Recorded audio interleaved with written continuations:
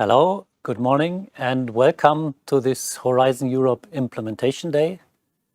My name is Peter HAERTWICH. I am a head of unit in the European Commission's Directorate General for Research and Innovation, responsible for the business processes for managing the Horizon Europe grants. Today's Implementation Day is one in a whole series. Today we will deal with the running of your grant once it was signed, and in particular with issues related to reporting payments and amendments in case that the changes happen in your grant. We will start with the amendments and then we will have a block of presentations on the reporting and payments.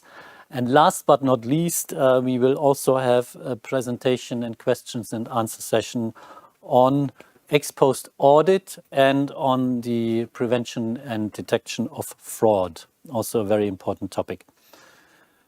In terms of the organization, we will have question and answer sessions after each block. So one session after the amendments, one session after the reporting and payments, and one session after the audit and anti-fraud part. Questions can be asked via Slido. So I would ask you to open another browser window and go to sly.do. And then the event code for today is HID, standing for Horizon Implementation Day. And there you can start at any moment to put in questions. So it doesn't have to be only at the time where these questions and answer sessions happen. There we will reply to your questions. But as soon as a question comes to your mind, you can put it in there. We would also ask you, before putting in a new question, to see whether the same or a very similar question is already there and asked by others. In this case, we would ask you to not repeat the same question, but to like the question that is already there. So to put a hands up to the question, a thumb up to the question.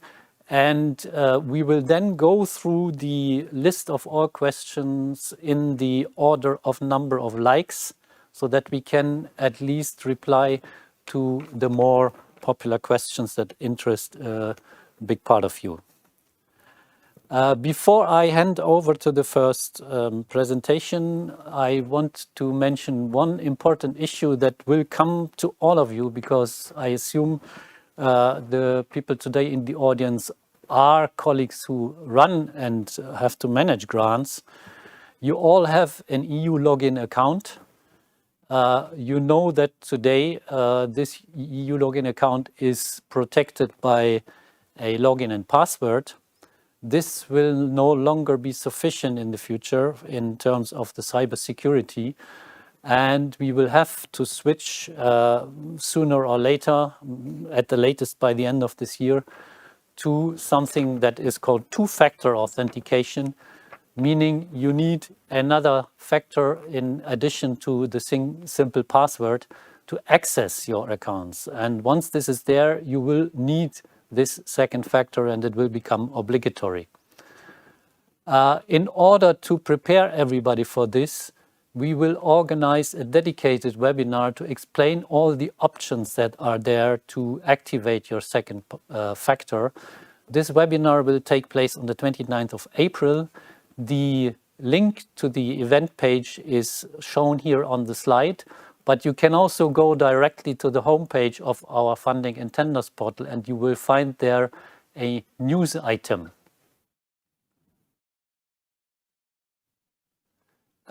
Related to this, we have prepared a very small and short survey. Sorry for the disturbance. And this survey is in particular a kind of a quiz to remind you what two-factor authentication is and how it will work. But it also serves for collecting feedback from everybody to see where are potential obstacles that you see in actually activating your second factor.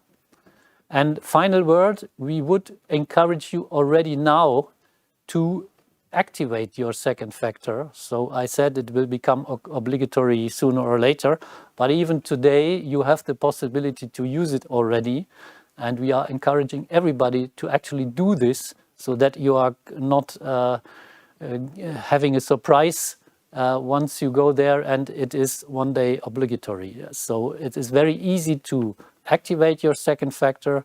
We have on our help pages even short videos to explain how this is, so all the guidance is there. And please consider this very seriously. In case you still have doubts and questions, please join us in the webinar on 29th of April. So this is so far by way of introduction. I will now hand over to my colleague Marta APARICIO from our legal unit for the first part of the amendments, and she will explain all the details of the legal background for doing amendments. Over to you, Marta, please. Hi, good morning. Welcome to this Horizon Europe Implementation Days. My name is Marta, and I work at DG Research and Innovation in the Common Legal and Support Service. Today we'll provide a presentation on grant management dedicated to the legal basis of the amendments to the Horizon Europe grant amendment agreements. So therefore I will share now my presentation. 1 second. You were out of camera, but I was not sure.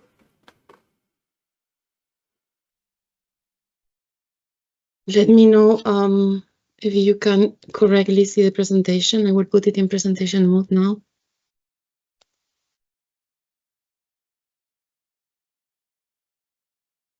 Yes, Marta. Okay, so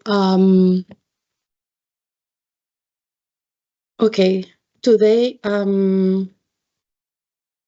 I will guide you through the key features, legal procedures and conditions to comply with while preparing and submitting an amendment to your grant agreement. Moreover, I will also focus on distinguishing the cases in which an amendment can and cannot be introduced in compliance with the Horizon Europe Model Grant Agreement. Therefore, I will start with explaining the legal basis and key features of the amendments. The amendments are regulated in Article 39 of the European Europe Model Grant Agreement, and they imply changes to the grant agreements and its annexes. Legally speaking, the grant agreement is a legally binding document governing the relationship between the European granting authorities and the beneficiaries or participants in EU grants. And it sets the respective rules and obligations concerning the funding and implementation of EU projects. Therefore, this agreement can be amended only under certain circumstances and may be requested by any of the parties.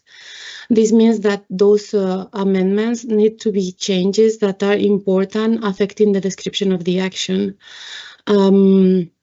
Meaning that there will be cases without any impact to the grant agreement that normally do not necessarily require a formal amendment. For some cases that I will explain later on, they could be done through an information procedure in accordance with Article 19.3 of the European Europe Model Grant Agreement. Moreover, those changes need to be linked to project-specific data, meaning that all over the general terms and conditions of the grant agreement apply to all the grant agreements, and only changes that are related to a specific projects can be done, like, for example, duration of reporting periods, starting dates, budget changes. And also, there should be options foreseen in the grant agreement, which are amendment clauses that can also be available in the portal amendment tool and are usually called AT clauses. What not, I will be having a more dedicated slide on this later on. But in general terms, amendments could never imply a change that put into question the decisional wording of the grant or breaching the principle of equal treatment of applicants. And as I was referring before, no changes to the general terms and conditions to the grant agreement applying to the EU grants can be amendment, only project-specific changes. By who? Those amendments can be requested by any of the parties, meaning that it can be done through the request of the consortium. Mostly, the coordinator will submit this request on behalf of the entire consortium, unless a very specific case, which is the change of coordinator, or in more specific cases, which are more rare, less useful, when the granting authority, in very specific cases, request an amendment to the grant. Like, for instance, when there will be errors needed to be corrected, or there needs to be a change in the action. In my next slide, I will explain the conditions to submit an amendment. Therefore, as I was saying before, amendments can, there are some cases on which amendments cannot be done, and those changes are the ones that put into question the awarding of the granting, or that are mainly cases on which there's a change in the consortium composition that have an impact on the eligibility criteria set out in the call conditions, like the minimum number of participants or type of participants in a proposal that are referred in the general annexes of the work program, average to the equal treatment of participants, or changes involving a change to the action or the budget that may affect also the award criteria announced in the call conditions. For instance, cases in which the task of Annex 1 are changed in a manner that is so substantial that the action does not longer correspond to the scope of the call for proposals. And moreover, those amendments can never be submitted when they do not comply with the applicable rules, like the financial regulation or Action Europe regulations, or the remaining provisions of the grant agreement. Amendments always must include a reason why this amendment is requested, including a proper justification that needs to be submitted by the granting authority that later on would be assessed, and the appropriate supporting documents that are defined by each type of amendment type clauses. For instance, there may be an opinion letter of the living beneficiary, a proof of liquidation, legal documents providing the legal or economic link between a beneficiary and affiliated entity, but the supporting documents needed will be always found in the amendment clauses available in the top portal amendment tool. And also your project officer will guide you through the requirements about this proper justification or the appropriate supporting documents. In those cases, while you are submitting an amendment, the granting authority can always request additional information if needed. In case, as I was saying, there's any document or justification missing, or further information needs to be required. There is a very specific case, as I was mentioned before, which is the change of coordinator without its agreement. In this case, there is a supporting document needed, which is a proof of the consortium decision to change the coordinator, to nominate another beneficiary, to act on their behalf, and the opinion letter of the change coordinator. Otherwise, this termination would be considered improper and therefore not being approved. Now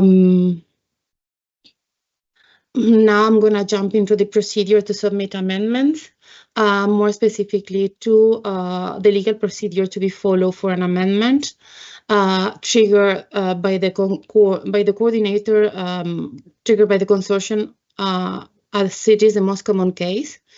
So I was explaining before, when you launch an amendment request, this amendment needs to be prepared by the requesting parties, in most of the cases by the coordinator, prior an internal agreement from the consortium and in line with the consortium agreement. As you know, the consortium agreement usually is setting out the internal arrangements, guiding the relationships among the participants, including all the necessary arrangements regarding the operational and coordination, to ensure the proper implementation of the action, So that's why an internal agreement needs to be reached before the submission of an amendment. And the amendment request should always be requested in written and directly in the portal amendment tool. It should also be requested usually during the action duration, meaning that after the entry into force to the grant agreement, but it should always be requested before the final payment. As a best practice, we recommend to contact the PO responsible of the project to actually ensure that the amendment is prepared in accordance to the requirements. During the amendment preparation phase, there may be an informal assessment to be submitted to the granting authority to check that the conditions of the amendment are fulfilled before the official submission of the amendment. Therefore, please note that a request of an amendment may contain several changes to the grant agreement, and those changes will be considered as one. And this can be also discussed with your project officer before the official submission of the amendment, and to ensure that everything is done in compliance with the grant agreement. And as I was saying before, there's proper and sufficient justification, and the supporting documents are in line with what is requested in your amendment clause. Therefore, you go to the sign and submission of the amendment from the coordinator, which actually opens the official approval of the amendments and the assessment to the granting authority of the amendment request. There is a specific deadline for this assessment and the approval or rejection of this amendment. Once the amendment is officially submitted, the granting authority has 45 days to approve or reject the amendments. In very justified cases, the granting authority may extend this deadline for a new period of time that can be determined in a case-by-case scenario, and if needed, to the assessment of the request. So, for instance, if there are specific compliance checks that need to be implemented, further information needs to be requested. Once the assessment is done by the granting authority, please note that you will receive a notification in any case the amendment is approved or rejected after this formal assessment. And please note that there is no tacit approval of the amendments, meaning that if you haven't received a formal notification approving of or rejecting the amendment, this amendment will be considered rejected. So a new submission will need to be done. Moreover, I would like to note that before the counter-signature of the grant agreement by the granting authority, the consortium can withdraw the amendment procedure at any moment. Once you receive the approval or rejection of the amendment, in this case the approval, it will be countersigned by the granting authority, meaning that once it is countersigned, the amendment enters into force. This leads me to the next slide, which talks about the difference between entering into force and taking effect. Meaning that an amendment enters into force on the date on which the granting authority signs it, meaning that it is binding from the moment the receiving party has agreed to it, meaning the signature in the portal, and it takes effect either on the specific date specified in the amendment or in the date of entry into force, which is the signature by the granting authority. This means that this is the moment on which the changes to the grant agreement will start to apply. And I would like to note that as a general rule, the date should normally be after the entry into force of the amendment, but there are in justified cases that are also usually foreseen. The amendment can take effect in a retroactive manner, depending on the amendment clause. And it may have an impact in the eligibility of the cost. Also, please note that amendments that involve several changes may take effect on different dates depending on the type of change to be done to the grant agreement.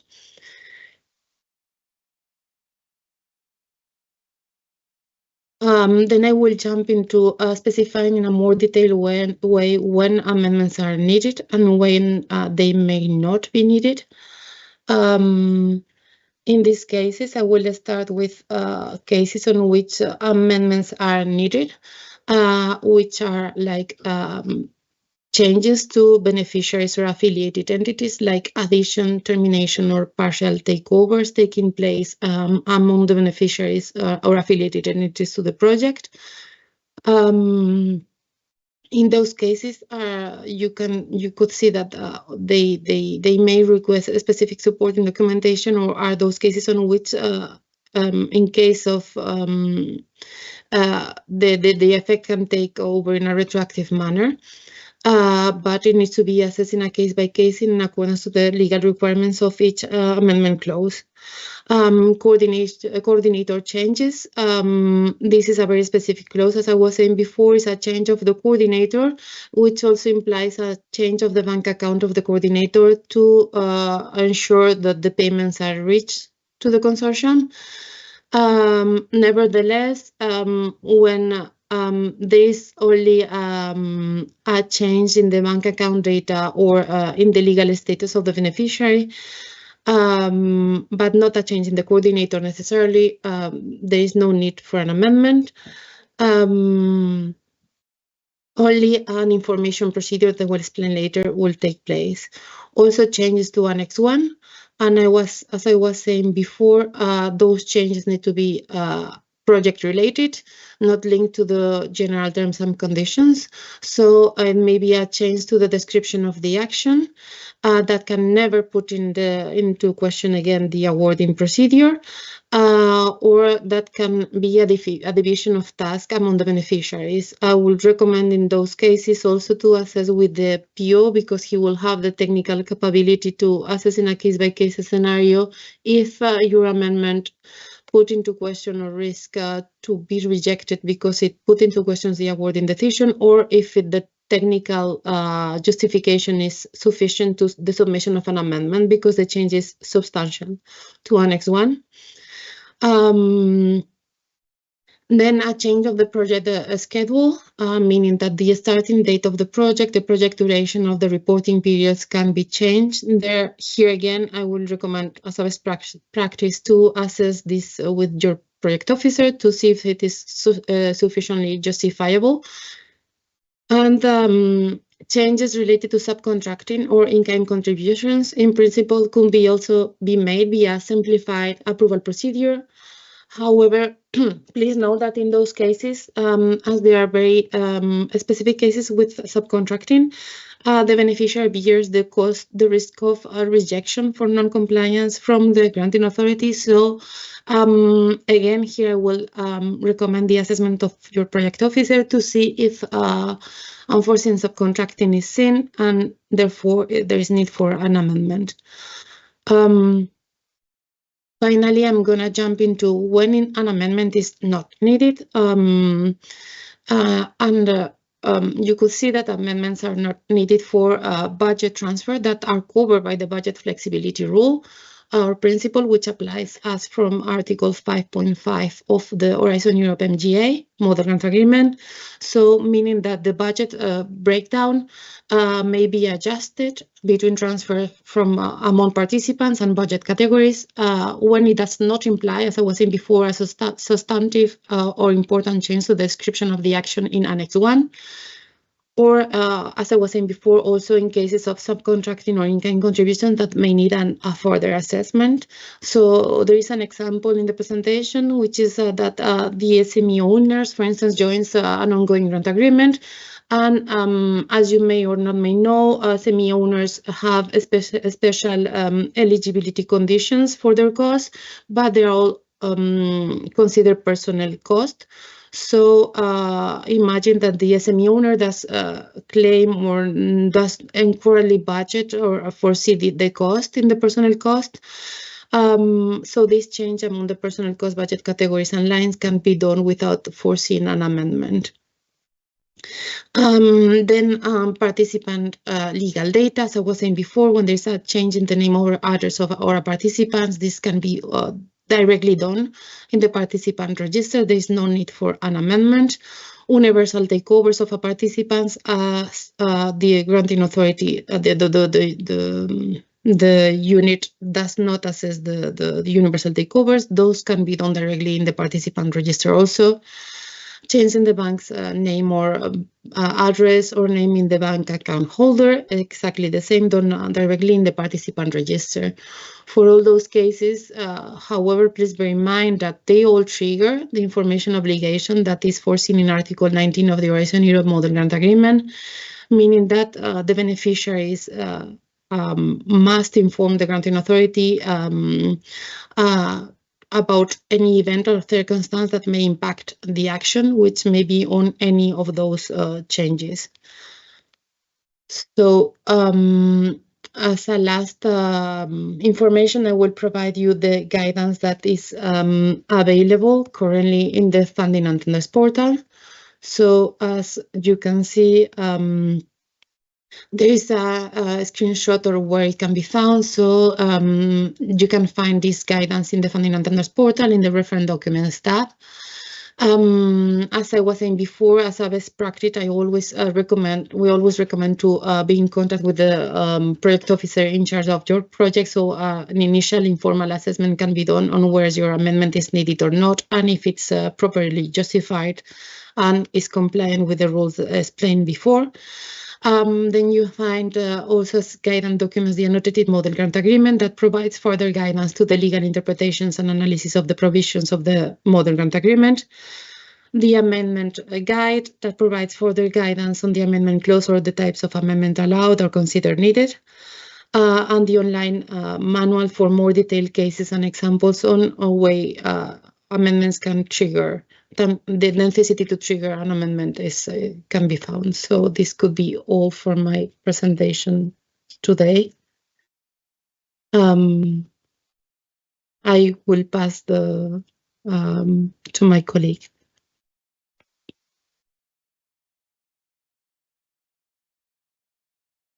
We will have our joint Q&A question after my presentation on business processes. And now you have the second part of the amendment information focusing on business processes and IT tools. What we will see in this half an hour together is a brief reminder of some key features on amendments. Some of it you have already heard, but just to reframe them a bit in the context of business processes and frequently asked questions. Then we will look at how you actually introduce an amendment request in the portal, where you have to go, what you have to click, which information you have to provide, with a specific example on the removal of a beneficiary, which is a case which is very common, but also have some specificities. We will also address some general questions on changes in consortium compositions, including PTROs and neutral, universal and partial takeovers. And then we will see a few takeaways before showing you some additional guidance documents on top of the ones already shared by Marta. And then, as mentioned, we will have a joint Q&A where we will address all the questions you're placing in sliders on the legal and business part of amendments. So without further ado, let's go in. Amendments, what are the key business features? It's a process cycle fully managed online. You do everything through the portal and in communication with the project officer. No need to send anything on paper. An amendment to the EU grant can be requested by both parties. Normally it is requested by the consortium, by you, but it can also be requested by us, by the European Union, if there is a need to change something from our side. You have seen some specific cases before. We will also mention it through the presentation. It has a specific time frame. So requests can be submitted after the signature of the grant agreement, because the grant agreement has to be in force to be amended, and before the end date of the project. There are some exceptional cases where amendment can be submitted after the end of the projects, but that's normally very specific cases and are not covered in our discussion today. Also, it's a time-bound process. You have as much time as you want to prepare the amendment, but once it's submitted, by your side, by our side, there is a 45-time limit for the receiving party to sign.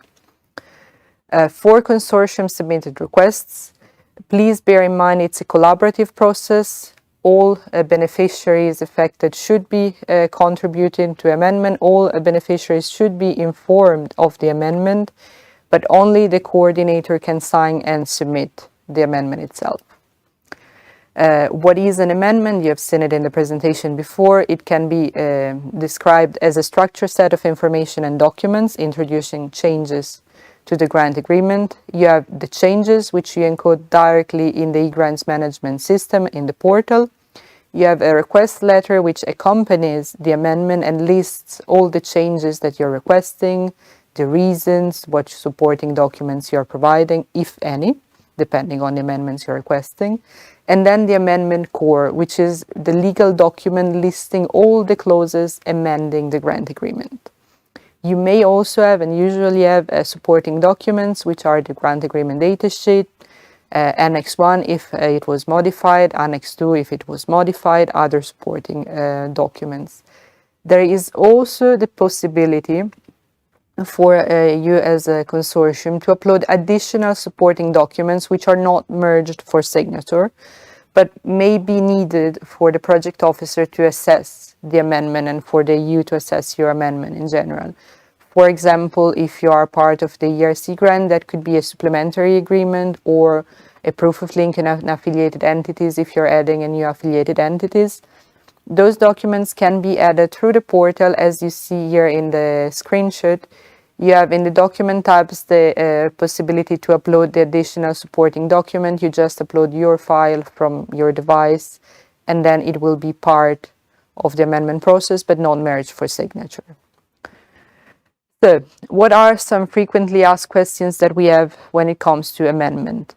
One question that we receive very often is whether it is possible to submit an amendment request at the same time as an open reporting period. So normally, these two processes are independent, but the submission of an amendment is blocked when the EPA is open, the technical and financial reporting, if the changes that you are introducing in the amendment request affect the reporting periods. Maybe you want to introduce a new reporting period or merge two existing ones. The direction of the action, for example, if you are asking for an extension, and the start and end date. So in these cases, you would not be able to submit the amendment until the reporting and payment is completed.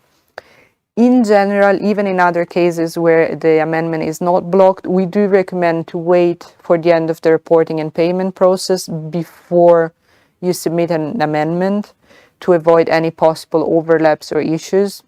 And in any case, if you really believe it's urgent for you to submit an amendment, please inform your project officer beforehand, possibly well in time, so you can coordinate and he can advise you on what's the best strategy and what's possible and what's the route which will cause less issues along the way. Another question that we often get is whether it is possible to prepare two different amendments in parallel. Technically, yes, you can do it. You will be able to do it on the portal. However, you can only submit one request at a time because we have to make sure that you're amending the correct legal data. The second amendment request can be submitted as soon as the previous one is signed or rejected. However, you may have incurred some errors as while you're drafting the second request, if the first one is not accepted, you will not have access to the latest legal data. So the chance of having mistakes in your amendment request is higher. So normally we really recommend prepare an amendment, submit it. Once it's signed or rejected, start preparing a second amendment if needed. Also, in general, we do recommend having the minimum number of amendments as possible. So as much as possible, do combine your changes in a single amendment. These may sometimes not be recommended for specific cases.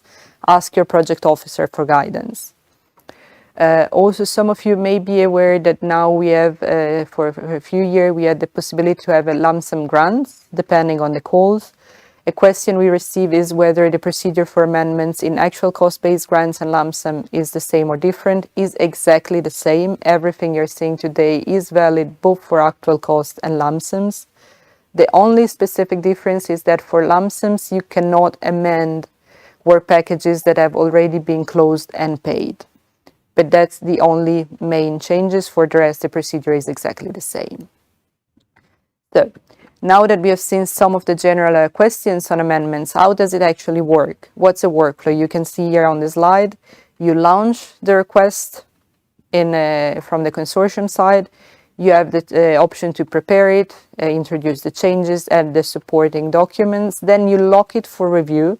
It's not yet submitted, but you signal the project officer in this way that you should have a look and check whether everything is correct, whether everything is valid, or you're missing any information or documents.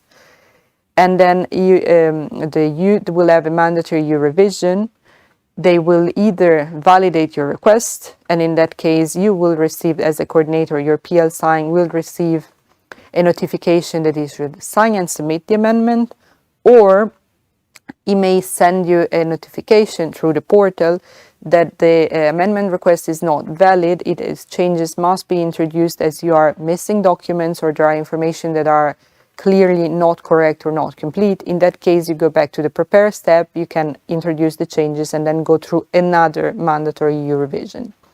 Once eventually your amendment is validated and submitted, it will go back to the EU for an assessment. Is not yet approved. After the assessment, we will have the EU signature and then the amendment enters into force. As you see in the slides, there are two limits which are marked, the limit for cancellation and for withdrawal. So once you have prepared your amendment request and you have logged for review, but is not yet validated and signed, you have the possibility to cancel your amendment request. This will archive the file, we will see it later, and then it will cancel your request. You also have the option, once you have signed the amendment, but before counter signature by the EU, to withdraw your amendment if you realize it's no longer needed, there were mistakes, there were changes, there is something which does not work. In that case, the withdrawn amendment will still remain available for you for further changes if you wish to do so, but it will be out of the workflow. We will see it more in detail in a later slide. So, how do you do it? Because we have spoke a bit about the theoretical part, legal and business so far, but how do you actually do it in practice? First of all, you have to log in to the Funding and Tender portal, go to My Project, Manage Projects, and then find the Action menu. Please be aware that only the primary coordinator contact can launch an amendment request. That's not for everyone. There, you will have the possibility to launch a new interaction with the EU, and there you will have different options. A request of an amendment is normally the one you have on top there. The standard option is that you choose the latest legal data as the basis for your amendment, so you will modify, introduce changes to what is the current situation of your grant agreement. However, in case you have already submitted an amendment in this project which has been rejected or withdrawn by your side, you have the possibility to use this data from the rejected or withdrawn amendment as a basis. For example, if you want to modify it and then correct whatever was the cause for rejections or whatever was that lead you to withdrawing it, you don't have to start from scratch. You can choose to use those data. Once you have launched it, you are in a prepare phase. You are able to introduce the changes. You also have to introduce a justification that will be part of the letter of justification, which is created automatically based on the information you add in this justification tab. There is no standard template for this, as it really depends on the nature and impact of the changes, and amendment can really impact any aspects of the grant agreement. What we recommend is to use a clear structure, list each change, and make sure that you summarize everything that you have entered in the system as a modification. In the same tab, you also see at the bottom the amendment clauses, which are the clauses actually amending your grant agreement. You can find all of them in the amendment guidance documents with a description on how they should be used. Those clauses are grouped into automatic, so they are automatically triggered the moment you introduce your change in Sigma in the portal. For example, you want to change a figure in the budget, or you want to add or remove a beneficiary, or you need to change the name of your project for some reason. That will be automatically triggered. You also have other Amendment clauses which are more specifically have to be selected manually on this tab, either by you or by us, or there are also options available on demand by the project officer. In general, you can find all the available amendments and their mandatory combinations in the amendment guides. It's really recommended that you consult this guide before drafting your request, because it will guide you on what to include, how to include it, and whether your amendment is really needed or not. One special case, for those of you who may be familiar with our previous framework programs, is the case of portability. For example, in case of ERC grants or Marie Sklodowska-Curie amendments. In previous programs, we had a dedicated clause for this. You will not see it in Horizon Europe. That's fine. It's still possible to have portability if the conditions allowed.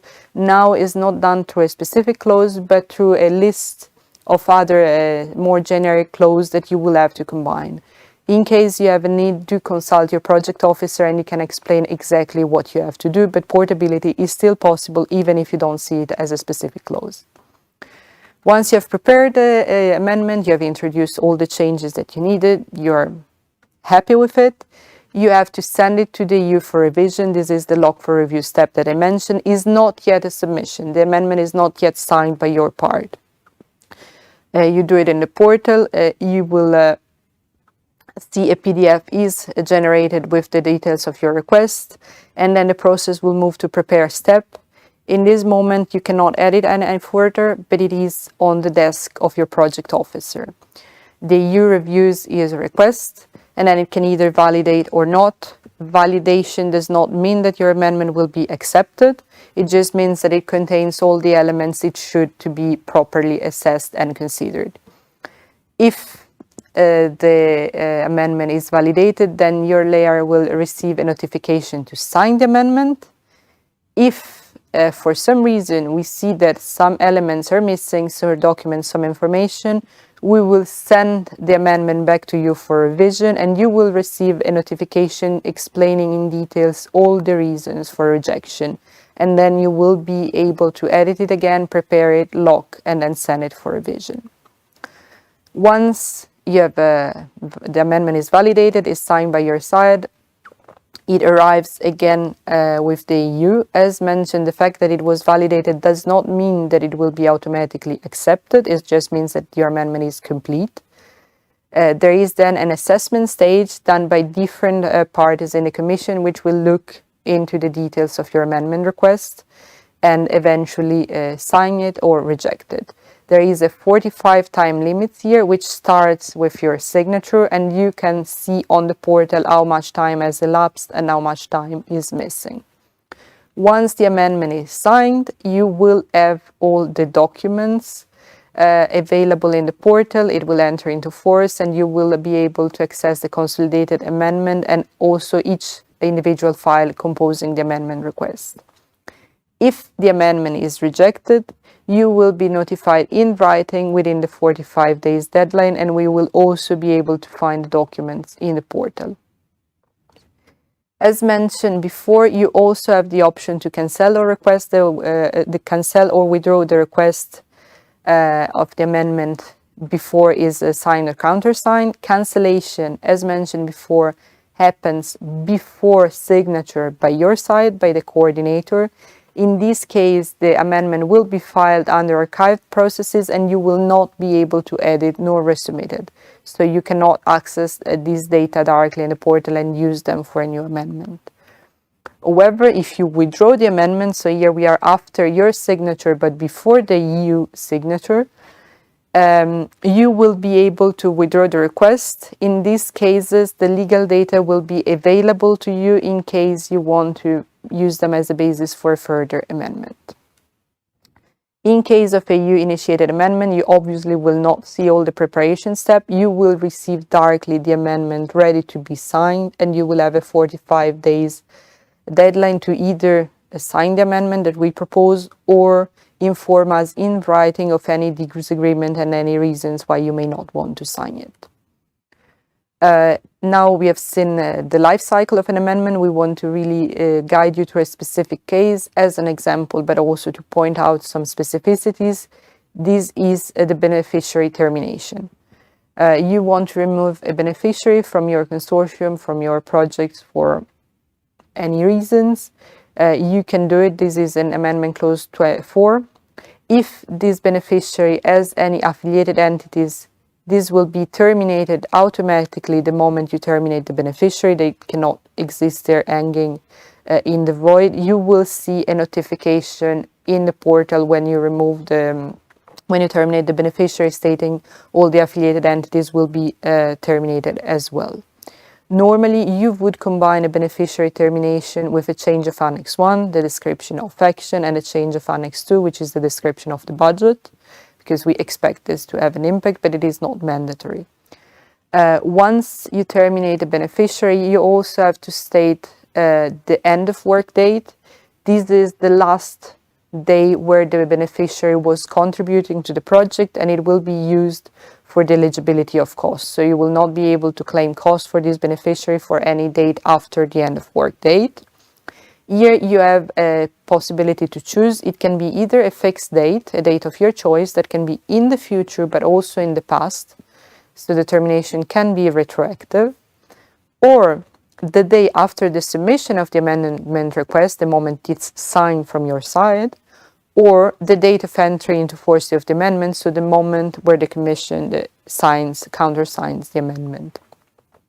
Regardless of what you choose, you will also have a termination date, which is not of your choice, is automatically calculated by the system, and this is only in the future.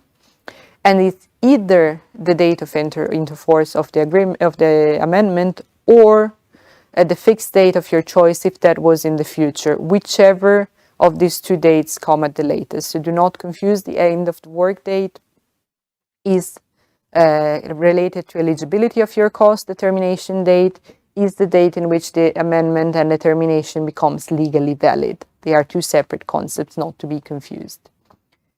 You also have to, once you terminate a beneficiary, to introduce to start a termination reporting process where you report on the work and the financial statements which have been done by the terminated beneficiary.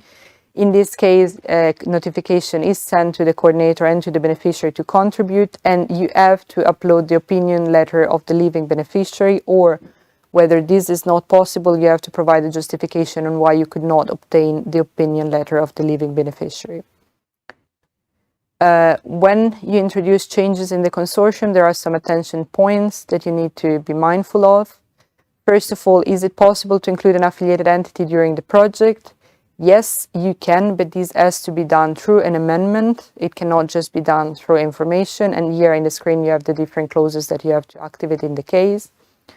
Can you add a beneficiary which an effective date that is before the submission of the amendment? Yes, as we have seen for the termination, also the addition of a beneficiary can be retroactive. This is at your own risk to say, because if they have already started working, but we do not accept your amendment, we will not be responsible for paying the costs associated. So you can do it, but at your own risk. Also, if an associated partner which does not receive funding leaves after the grant agreement is signed, do they need to communicate it by an amendment or by a formal notification? This has to be done via an amendment. Even if they do not receive funding, they are still part of the grant agreement, and they're leaving it, and they have obligation corresponding, and they're leaving the grant agreement has to be notified through an amendment and formalized through an amendment. Also, we often receive questions on partial and universal transfer of rights and obligation. This was briefly mentioned by Marta in the previous presentation. However, just to repeat, partial transfer on rights and obligation have to be managed through an amendment. You will need to introduce a number of clauses that you see listed here, and you have to explain clearly also in the letter accompanying the amendment that this request was due to a partial takeover, partial transfer of rights and obligations. Also do communicate it very clearly to your project officer so he can provide the appropriate guidance. In case you have a universal takeover, a merger, a full acquisition, this change concerns the legal information of a participant. So it does not have to be communicated via an amendment, but rather through the standard information procedure. the affected organization can modify their data in the participant register, and then once the change is validated, the system will automatically show the new information. This is what I wanted to show you concerning the amendments. Here you have some takeaway messages. So first of all, do check out guidance material and reference documents. I know they are a lot. I know they can seem sometimes daunting with all the legal terms and references and clauses, but it's really important that you look at them because they really can help you making your case as simple as possible and as easy and as fast for us to process as possible. Do collaborate with your project officer before you introduce the amendment, during the amendment process, and to check out what you should do, what you should not do, and ask them for guidance. They know your project very well. They know what's possible. They can really provide you the guidance you need. Avoid belated requests. Do not come with an urgent request because it will take time to process it. And so take it into account. Do not submit an amendment very close to the end of the project. You are allowed to do it technically, but we normally recommend to do it at least a few months before the end of the process to make the project, to make sure that everything is in order and you do not encounter any issue. And also try to prepare lean requests, only include the changes that are necessary and to streamline the information and the process. Try to use a language as clear and concise as possible when you formulate the justification, and make sure you list all the changes in a structured way, make it very clear what you have changed and what reason you have. So that will make it easier and faster for us to process it. The guidance documents that you can find referring to amendments are, first of all, the online manual with the process overview and the IT how-to on how to launch the amendment, but also the amendment guide with all the amendment clauses and information on mandatory combinations and documents, and the annotated model grant agreement, where you can find on Article 39 some examples of cases where an amendment may be needed and what you have to do to introduce it. This concludes this part on business processes for amendments, and now we have the Q&A. I'll leave the floor back to Manuel. Thank you very much, Beatrice. Thank you, Marta. My name is Manuel Romaris. I'm training coordinator for Horizon Europe, and I will guide you today to the rest of the section of the rest of the webinar. We have now quite a lot of questions for you about amendments, and we have one more person joining us. It's a lawyer from the Common Implementation Center at the European Commission. Julien Dulot is here also to complete the answers if needed. So let's go with the first question. Can you give examples of cases when amendments are or are not needed? In general, anytime you have a significant change affecting the action or the grant agreement, you should introduce the amendment. However, there are cases where they are not needed if you are, for example, in the part of budget flexibility, or if the information procedure does apply. For this specific question, I point you to a slide that was in Marta's presentation with a very clear list of all the cases where amendments are not needed. Thank you. The next question. The amendment process is slow and long. It's never clear when the amendment will be complete. Is the European Commission working on improving the current timeline? So in general, we are trying to do our best to make sure that all the amendments are processed in the minimum time possible. We do not provide explicit timelines on these except the 45 days to signature, because in the preparation and validation process is really depending case by case on the amount of changes you want to introduce and also in their impact. What I can really recommend to make sure that the process is as short and less painful as possible is to have a good communication with your project officer, because that will really speed up the procedure. They can really help you in what to submit and how to present your documents in the way that will make the processing the fastest possible. Thank you. Next question. What happens when an amendment is open and the reporting period starts? Does it vary, or if it is in a final or an interim report? So normally, if an amendment is open, meaning in preparation, nothing changes. It does not have an impact. If you submit an amendment and the amendment is waiting counter signature when the reporting period starts, it depends. If your amendment does not impact on the financial or reporting obligation for the closed reporting period, nothing happens. If your amendment has an impact on the reporting period, you will have to complete the amendment first and then go on with the reporting and payment afterwards. It normally does not change if it is a final or interim report. The only part, if it is a final reporting period, I would assume that your project has ended. And if that's the case, not all amendments are possible, because after the end of the project, only certain parts of the grant agreement can be amended. Next question. If a participant's work on a specific work package is more or less than anticipated, does this necessitate an amendment? That maybe I leave it to the legal colleagues, because it would really depend on how much it impacts on the action. Yeah, if you want, I can take it. So good morning. Indeed, it will depend on the impact on the action, and if it's a significant deviation. In the example mentioned in the question, it doesn't seem to be so significant. So typically here, I would recommend that indeed at reporting stage you explain these differences. So where exactly? You will have to explain this in the use of resources, which is part of the financial statement. So you have to fill in at reporting stage. And also you can mention and explain why you have here, in the case at stake, quite a limited deviation. In the deviation section, in the narrative part of your periodic report or your technical report, you have to submit at reporting stage. And then it's always a case-by-case assessment, but in general, for such kind of limited deviation, and if it is just explained in the reporting document, there will be no need for an amendment. If behind these changes of, let's say, use of resources or this fluctuation, you have actually it reflects a bigger changes in the action implementation, in the action task, etc., it might be possible that the project officer asks you to update via an amendment, via next one, etc. But from what I see from the question, it seems a limited case, and it's a typical example of deviation you explain at reporting stage without necessarily the need for an amendment. Thank you. That was Julien Dulot. Thank you, Julien. Next question. You say if amendment is rejected, you have to reapply. If I understand correctly, this will take more than 3 months. How do you consider this a reasonable time period? Not for you?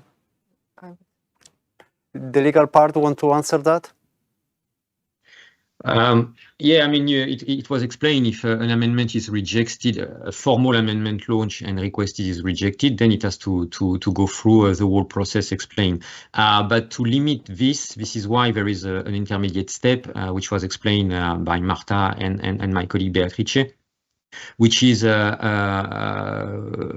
informal assessment first before you go ahead and you proceed with the formal request by the granting authority, by the project officer. And this first step, this intermediate step before you go ahead with the formal request, the idea behind is to have an assessment of the correctness and the admissibility of the amendment in view of anticipating further issues and avoid this kind of thing later on, so meaning when formally the amendment is launched and then there is a formal assessment of the granting authority. So this is why we have this first step before of informal, if you want, involvement of the PO, which it is much more correctness and admissibility check than rather an assessment of the substance yet.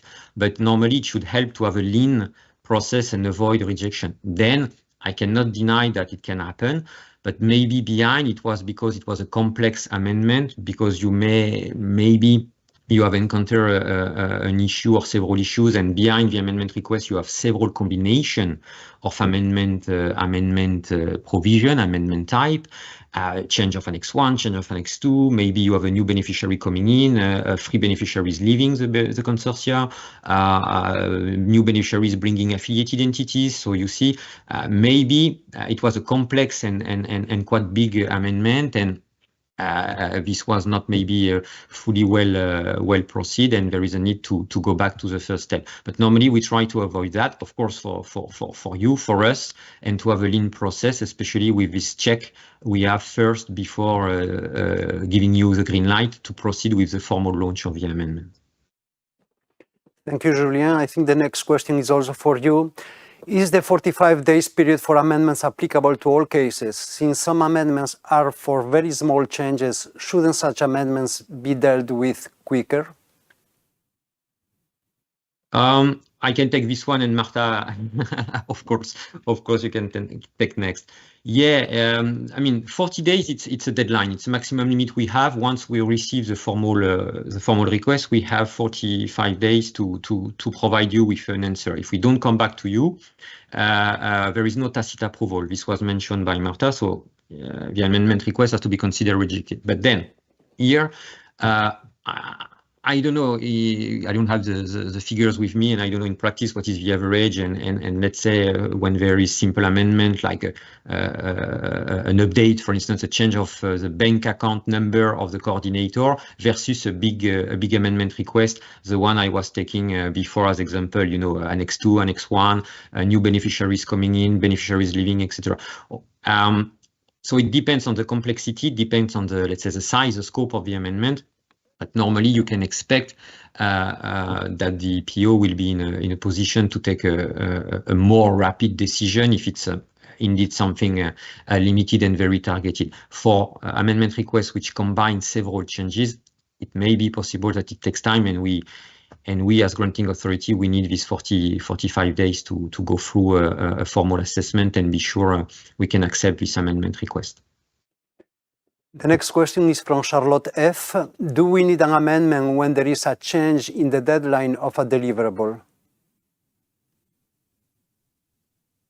So I can take this one. In principle, not, because it doesn't imply a substantial change to Annex 1, as I was saying. So basically, you can assess also this with your project officer, but the recommendation would be to actually include this in the technical report as a deviation and reach an agreement with your project officer to see if it has any consequences to the impact or the implementation of the action. But as I was saying before, it's not a substantial change to Annex 1. It doesn't affect broadly the project, so I would recommend to go to an information procedure in compliance with Article 19.3 of the Horizon Europe Model Grant Agreement. Thank you, Marta. The next one is also for you. Apart of the few examples that you presented, are there more cases when an amendment is needed? As I was saying, you can see in Article 39 of the Horizon Europe Model Grant Agreement when an amendment is needed. Also in the guidance on amendment procedures and the 80 clauses in the portal. So basically, there is a listed types of amendments, which is called 80 clauses, which in the guidance, they show you which type of amendment is, and then the supporting document and the justification needed. But also, as I was saying before, consult with your project officer, because it may be cases on which there is only one amendment clause applying, like beneficiary terminating, or on which there will be like many 80 clauses, on which one of them may require an information procedure, like for instance, change of coordinator, when there is not a change of coordinator, but there's a change of bank account. So I will recommend you to check the guidance and assess with your project officer on Article 39 of the Horizon Europe Model Grant Agreement to assess when actually an amendment is needed in a case-by-case scenario. Thank you. The next question. After the submission of an amendment log for review, how much time can it take until finalization?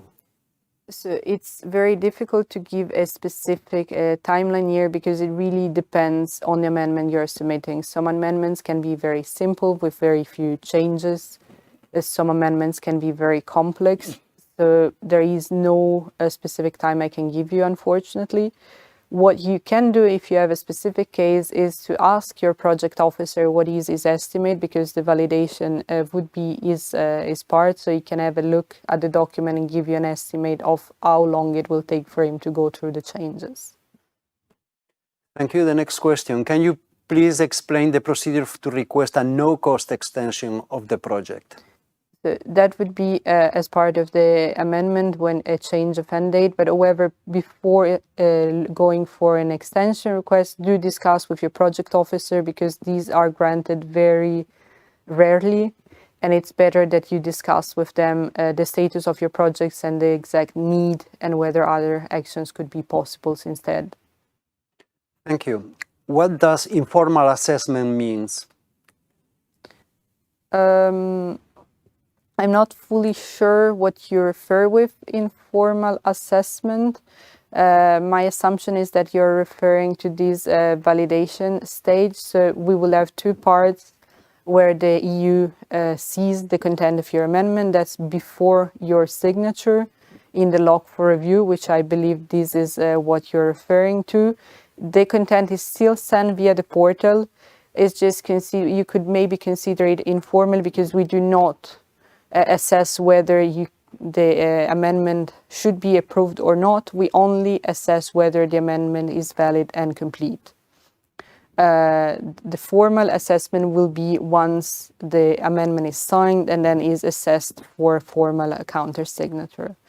What you can also do is to have an exchange with your project officer through the communication tool that you have in the portal, or whatever means you're using to communicate with your project officer, informing them of your intention to start an amendment process, and then providing them information. In an exchange, you can start briefly by saying, okay, we are planning to introduce these on that change. And then your project officer can also guide you or ask you further questions to see how to direct you in the process. The next question. We are now in the second reporting period. The first period was already reported and approved. We now need to amend some changes actually in the first reporting period. Is that possible? I maybe start and then the legal team can complement. So in principle, it is possible. It depends exactly what you want to change and what the impact of those changes. It also, in this case, may depend slightly on whether you have an actual cost grant or a lump sum grant, because as mentioned before in my presentation, the main difference between those two in terms of amendment is that in lump sums, you can never amend any work package which is already closed and paid. So in case of an amendment where you want to change that, in a lump sum grant, it would not be possible. I don't know if the legal team maybe wants to complement on this question. Beatrice, I think you were very comprehensive. No, indeed, it depends. I mean, in theory, yes, you can have a retroactive date, and you can change things back to, to event even affecting the first reporting period. But then you have to see the impact. For instance, maybe you are adding an affiliated entity retroactively, and there were costs incurred, etc. And you will need to submit an adjustment of financial statement, or basically financial statement for this first reporting period. So it really depends. You have to see the impact, but in theory, legally speaking, it's possible to have a retroactive date, for instance, for a beneficiary joining or an affiliated entity joining, etc. And it can be a retroactive date that is falling under the first reporting period duration.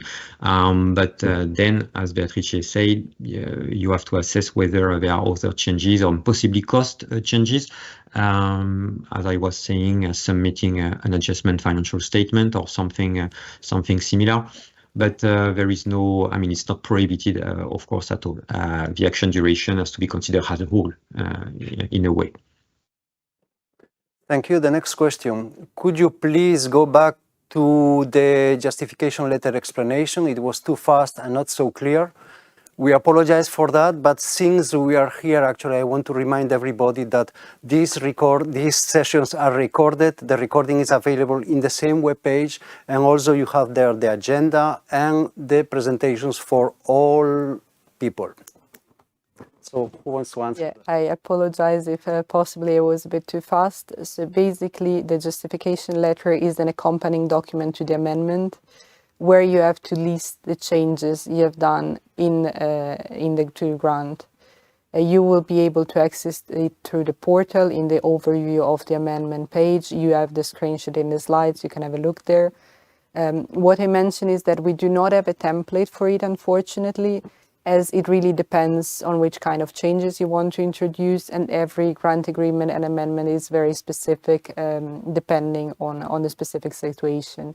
What we want to see there is, in a way, as clear and as structured and as simple as possible, the list of what you have changed, all the changes you have introduced, the justification for them, so for which reason you need to change these and you cannot keep the information that you had in the grant agreement. And also you have to provide a list of all the supporting documents, so we can actually see if all the documents that you intend to submit have been introduced or amended in the amendment file. Thank you. The next question. Do we need to wait for approval from the project officer after submitting the amendment request?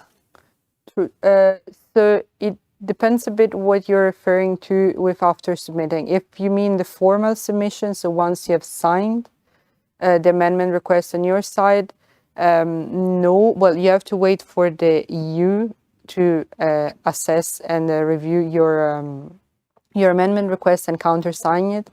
This would be your project officer, but not only. There are a number of steps on our side and a number of people looking at the different technical, legal, and financial parts of your grant. If you mean the log for review, so you have not yet signed the amendment request, but you have sent it for our validation, yes, it will be your project officer which will approve it, but you will be notified via the portal always. Thank you. The next question. You have exceeded the time limit? No, I don't think we have. We are still on time. Thank you very much. We have listed the US as one of our research regions, and we are considering moving the related work package to another already specified region or a new one. Is an amendment necessary?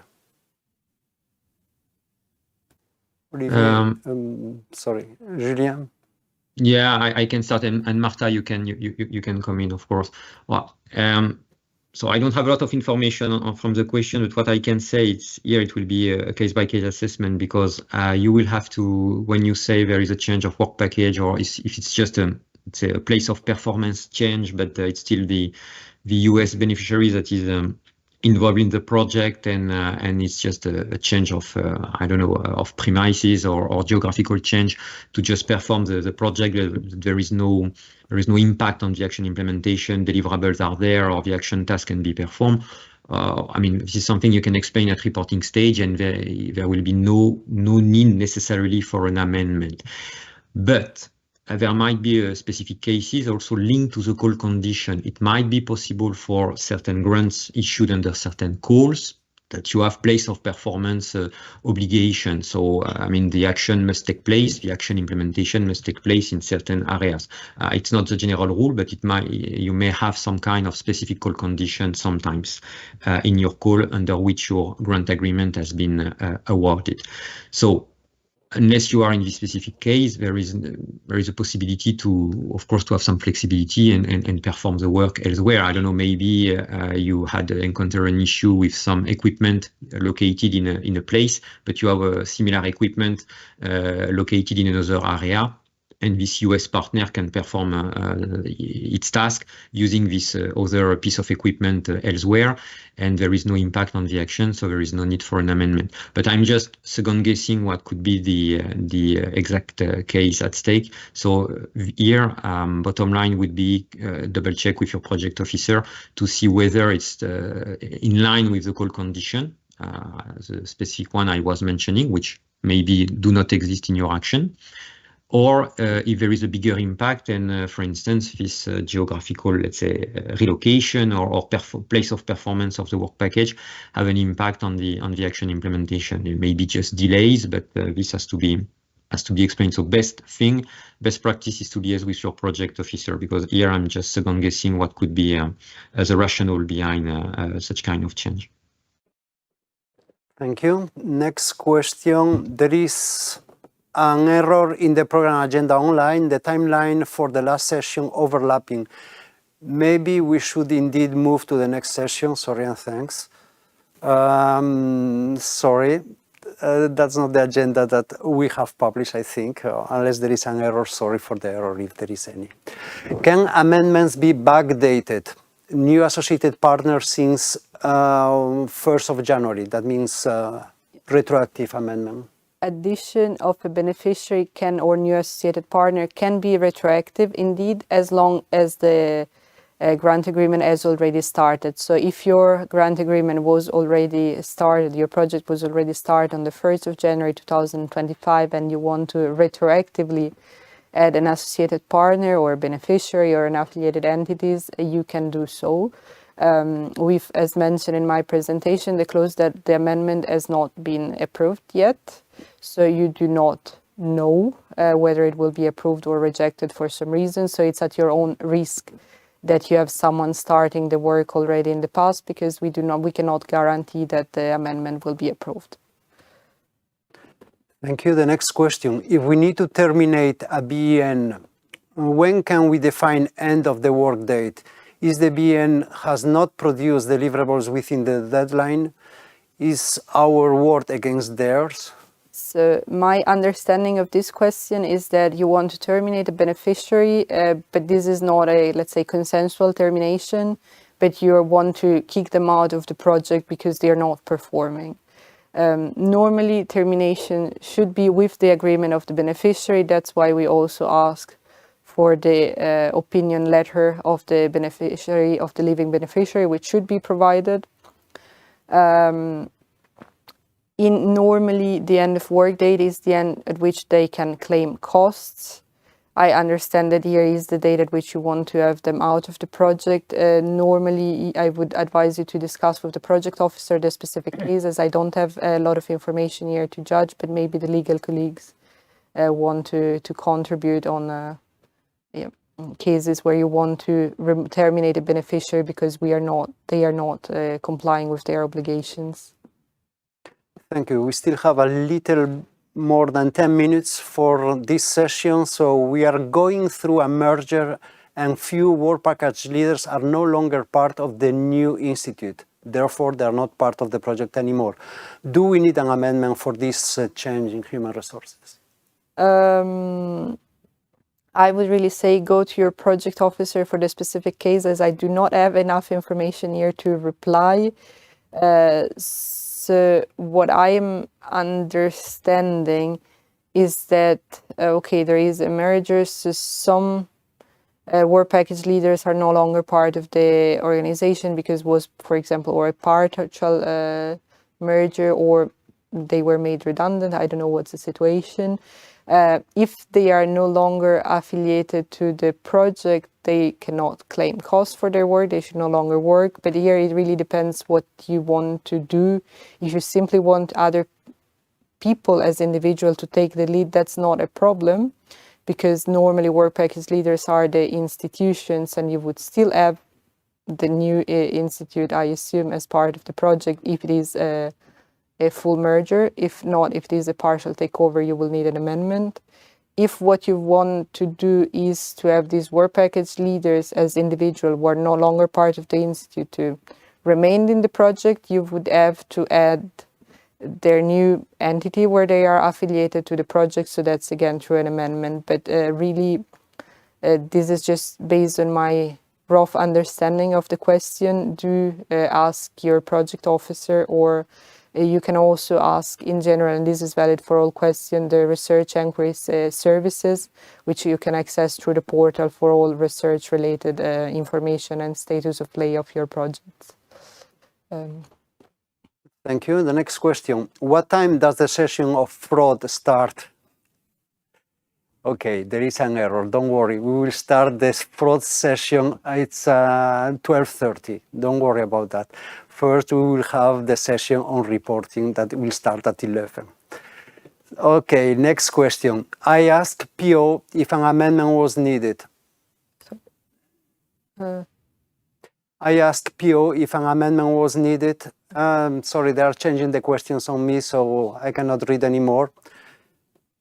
So the next question apparently now is from Kuhn Merson. For termination of, I understand it's a beneficiary, the GA lists 2 amendments, one to initiate the exit, one to submit the reports 60 days after Amendment 1. When changes to Annex 1, 2 should be submitted? I'm having a look a bit of the questions.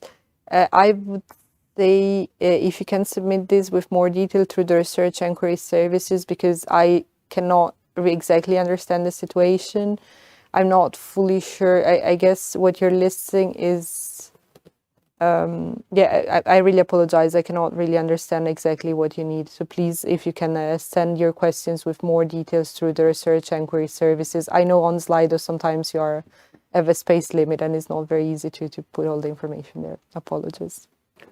Thank you. The next question. Will a financial amendment that has impact on period financial interim reporting push out financial reporting? How to handle this? Okay, so I believe that this is the case where you are having an amendment where you have an impact on the period which is already closed or soon to be closing, and you have an overlap between the amendment and the reporting.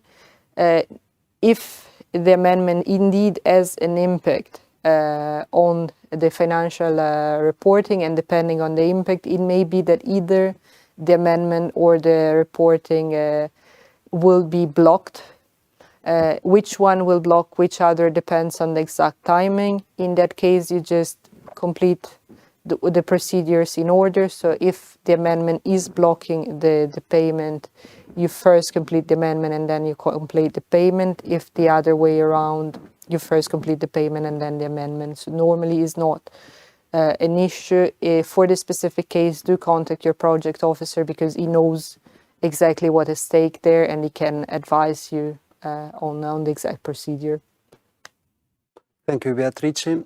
In case of partial takeover during the first month of the project, how would you advise to proceed with the termination report? So it doesn't matter at which point of the project the partial takeover happens. In the termination report, you have to explain the work which has been done. So that really depends on the work which has been done by the affected beneficiaries, the terminated beneficiary during these first months. If they have not completed any work, you can just submit a termination report stating that since this change happened so early, they were not able to do any activity and claim no costs. If they have done any work, then you report accordingly. So that's really not a difference from if it was happening at a later stage.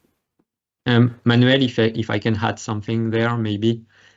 Just the way the question is phrased, I just want to clarify that it's not because there is a partial takeover. So, for instance, a legal entity that is a beneficiary and there is, I don't know, a demerger or something, this legal entity is split into two new legal entities, that there is like an automated or automatic termination. I mean, you can very well continue and ask an amendment for terminating the affected former beneficiary and adding the new entity taking over. At least the right and obligation or the task to be continued to be performed under this grant. So do not assume that there is an obligation to terminate. Maybe it would be one of the consequences because of this partial takeover, maybe the new entity taking over partially or fully certain tasks can continue and will accept to continue in the project, maybe not for various reasons. But there is no automatic link between, let's say, being under partial takeover cases and being obliged. There is no obligation, of course, to terminate its participation. It has to be assessed case by case, and maybe an amendment is possible, and new beneficiary, newly entity created can join and can take over the task or part of the task. And it's possible. So I just wanted to clarify that because the way the question was phrased, I didn't want that people think partial takeover means automatically a termination. Thank you for the clarification, Julian. Next question. List of work package says that all work package work is 36 months. However, the timetable says that one work package will finish 3 months earlier. Should I submit an amendment for a project extension? Well, I would consult your project officer to be on the safe side, but in this case, it doesn't seem to be the case. If a work package ends 3 months earlier, that's fine. I'm also not quite sure why a work package finishing earlier should lead to a project extension. So I would really refer you to your project officer to discuss the specific case. Thank you. The next question, can a legal department please comment on the setting of the end of the work date of a partner when the partner to be terminated doesn't want to leave? Julien?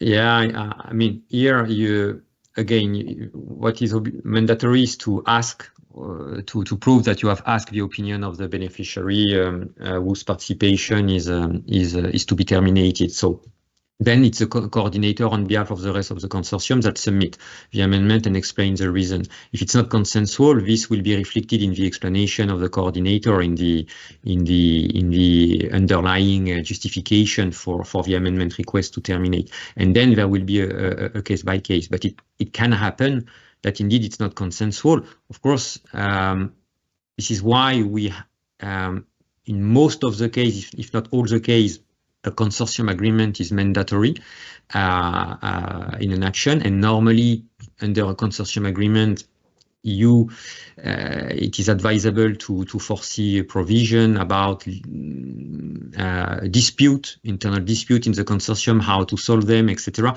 to avoid being in such kind of situation. But ultimately, who is pushing the button and who is requesting the termination of the beneficiary is the coordinator on behalf of the rest of the consortium. So it might happen that, of course, there is not a consensus or a dispute, which was originally there, and this is why it has led to the impossibility to continue with this partner. But then this reason must be explained, will have to be explained in the supporting document vis-à-vis the PO, and the PO will assess the situation, and then ultimately, if he agrees that okay, the rest of the consortium, on the coordinator on behalf of the rest of the consortium, coming with explanation, for instance, in the termination report, explaining in detail at which moment this beneficiary in default was not working anymore, etc. Then we will base our decision to fix the end date based on this explanation. But I cannot tell you. I mean, I cannot give you an answer that will work for every case. It will be very much case by case. But in any case, it's the coordinator and the rest of the consortium that submit the information, the element, justifying that for the rest of the consortium it's clear. The problem started at this date, this person was not working at this date, and this has to be substantiated. Then, I mean, it happens indeed that a project officer also receive sometimes directly a counter argument, etc., from the beneficiary whose participation is terminated, etc. Then we assess case by case and we take an informed decision. But ultimately, it's the coordinator on behalf of the consortium that submit the information. And again, here for the terminated beneficiary, what we ask is to a proof of the opinion requested, not necessarily that the living or the terminated beneficiary has agreed to everything. But at least the opinion was requested. There was a discussion between the consortium before launching the amendment. But again, cannot tell you exactly what will happen in every case, because it will be very much case-by-case assessment by the project officer. Thank you. We are reaching the end of our time. We have time for one very fast question, please. In a single beneficiary grant, would the amendment to change the beneficiary put at question the award of the grant? What supporting documents are required for this? In this case as well, I would say contact your project officer. It depends exactly what we are talking about. What comes first to mind reading this question is the portability case for ERC grant or Marie-Sklodowska-Curie action. So the possibility to bring with your grant if you're changing your affiliation, that's still possible. But please discuss with your project officer also, because I'm not sure if this was exactly the case behind this question. Thank you very much, Beatrice. Thank you, Marta. Thank you, Julien. We have ended our session on amendments. Now we have a session on reporting and payments. We have two parts, the legal part and the business process part. And for these people who are so eager, after that, at 12:30, will come the session on audit and anti-fraud. So let's start with the legal basis, avoiding common errors for reporting and payments. The speaker here is Bartosz Majewski. Bartosz is a lawyer in the Common Implementation Center at the European Commission. Bartosz? Yes. Good morning. My name is Bartosz Majewski, and I'm a legal officer in Common Legal Support Service in DG RTD. And today's session will be both informative and essential for everyone involved in the Horizon Europe Model Grant Agreement. I will try to explain the details of the reporting and payment obligations outlined in the agreement. Next slide, please. My presentation will consist of two parts.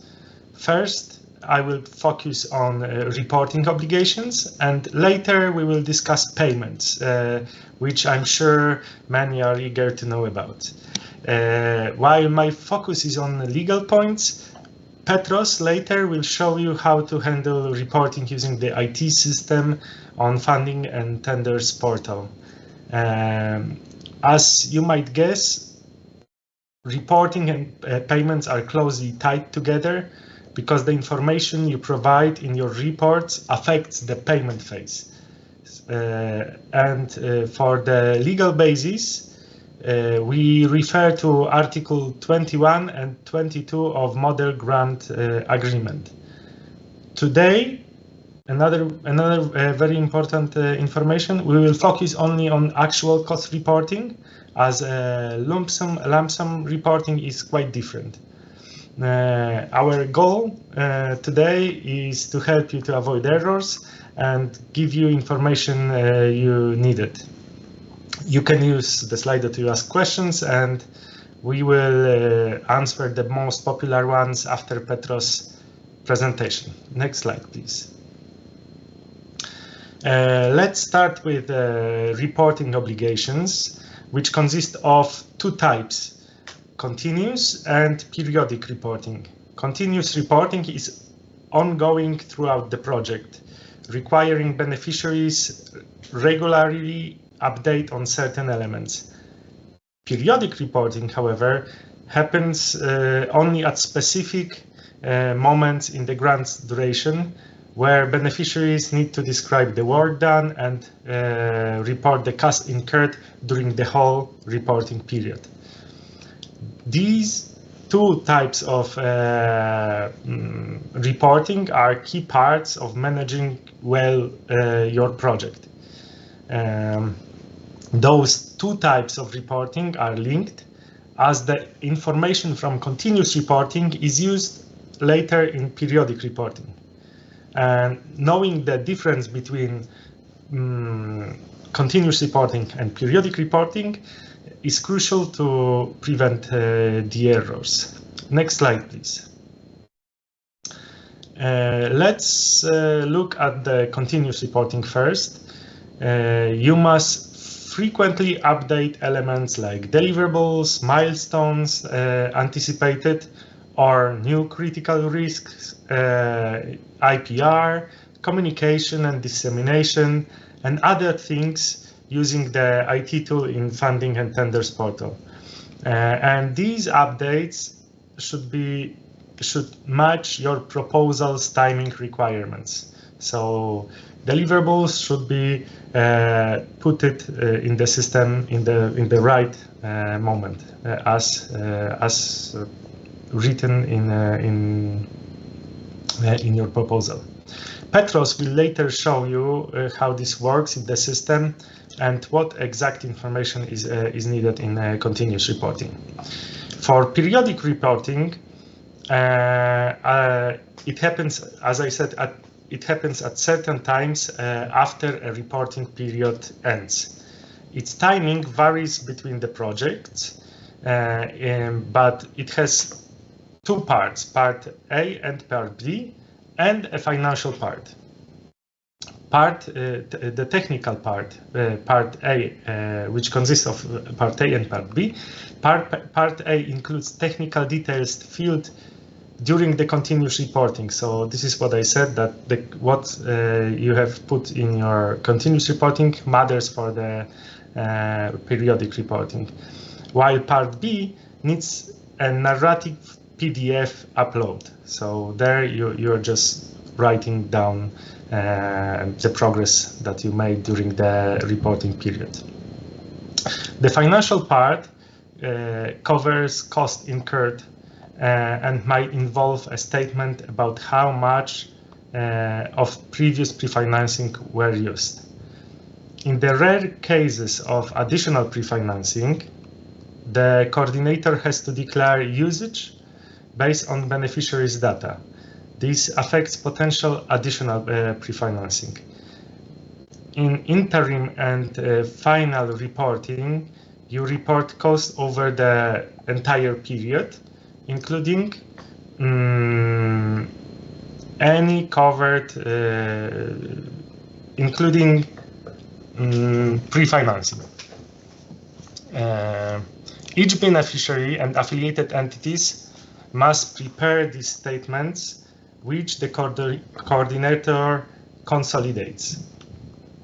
Plus, you need to report on the resource usage to explain the costs. Before the final payment, some beneficiaries might need to upload also a certificate on financial statements. They have to do it if they exceed the 430,000 euro threshold in the grant agreement. The CFS template is available for download from the funding and tenders system. And for the questions on the certificate on financial statement, I suggest watching our webinar from last year, which is available on the Funding and Tenders portal and also on our YouTube channel. Next slide, please. So here are some extra insights about the reporting. First, the model grant agreement includes a data sheet detailing agreement aspects, including reporting and payment schedules in section 4. Continuous reporting is the first point, and periodic reporting is the second point of the section 4. As you may know, financial statements must be done in euros using a conversion rate from the average daily exchange rate published in the official journal of the European Commission, European Union, for your reporting period if your accounting is in another currency. The annotated model grant agreement has a link to the conversion rate tool, so you can check this tool, and it's very easy. You just calculate, you need to convert all your costs using one single conversion rate. As it comes for language, reports must match the agreement's language, and for Horizon Europe agreements, to our knowledge, it's always English. We can move to the next slide. You have to be aware that there are consequences of not following the rules. Under Article 21.5, the granting authority may suspend the action if reports do not meet the standards, and may apply measures from also Chapter 5. If the coordinator doesn't do their job, the authority may terminate the grant or the participation of of the beneficiary of the or the coordinator applying the Chapter 5 actions. Decisions are always case by case, but knowing that these consequences may help you to ensure your consortium stay on track. Next slide, please. Okay, we can turn on to much more pleasant topic of payments. As I said, payments are usually linked with the reporting, with the first pre-financing payment being an exception, as it's paid at the start of the action and its amount is set at the gap level. Next slide, please. So here's some basic payment information. First, you can check your grant agreement datasheet for details on payments, payment schedules in section 4.2. Where the granting authority lists the timing of the payments. Payments are made always to coordinator's bank account, and both reporting and payments are in euros. The consortium decides on payment distribution, with the only rule being that the coordinator should not delay, unjustified delay, sending the money to other beneficiaries. Payment sharing within the consortium is an internal matter of consortium and should be outlined in your consortium agreement. So really, when you are negotiating your consortium agreement, please take note that this is very important element, and please take care that the rules set up for distribution of payments are really clear. So this flexibility allows consortiums to set the financial arrangements that best suit them. Next slide, please. Okay, this slide shows a screenshot of the datasheet, section 4.2, and here you can see information about the start and end of the reporting periods, the type of the reporting, whether it's an additional pre-financing report or a standard interim report, the type of the payment, and the deadlines for both reporting and payments. The standard deadline for interim reports is 60 days. After the end of the reporting period. But you can see that there are also several types of payments: the pre-financing, optional, additional pre-financing, interim payments, and the final payment. The standard deadline for pre-financing is 30 days from the entry into force of the grant agreement, or 10 days before starting date, whichever is the latest. For interim and final payment, the standard deadline is 90 days from receipt of the periodic or final report. And for additional pre-financing, the standard deadline is 60 days from receipt of the additional pre-financing report.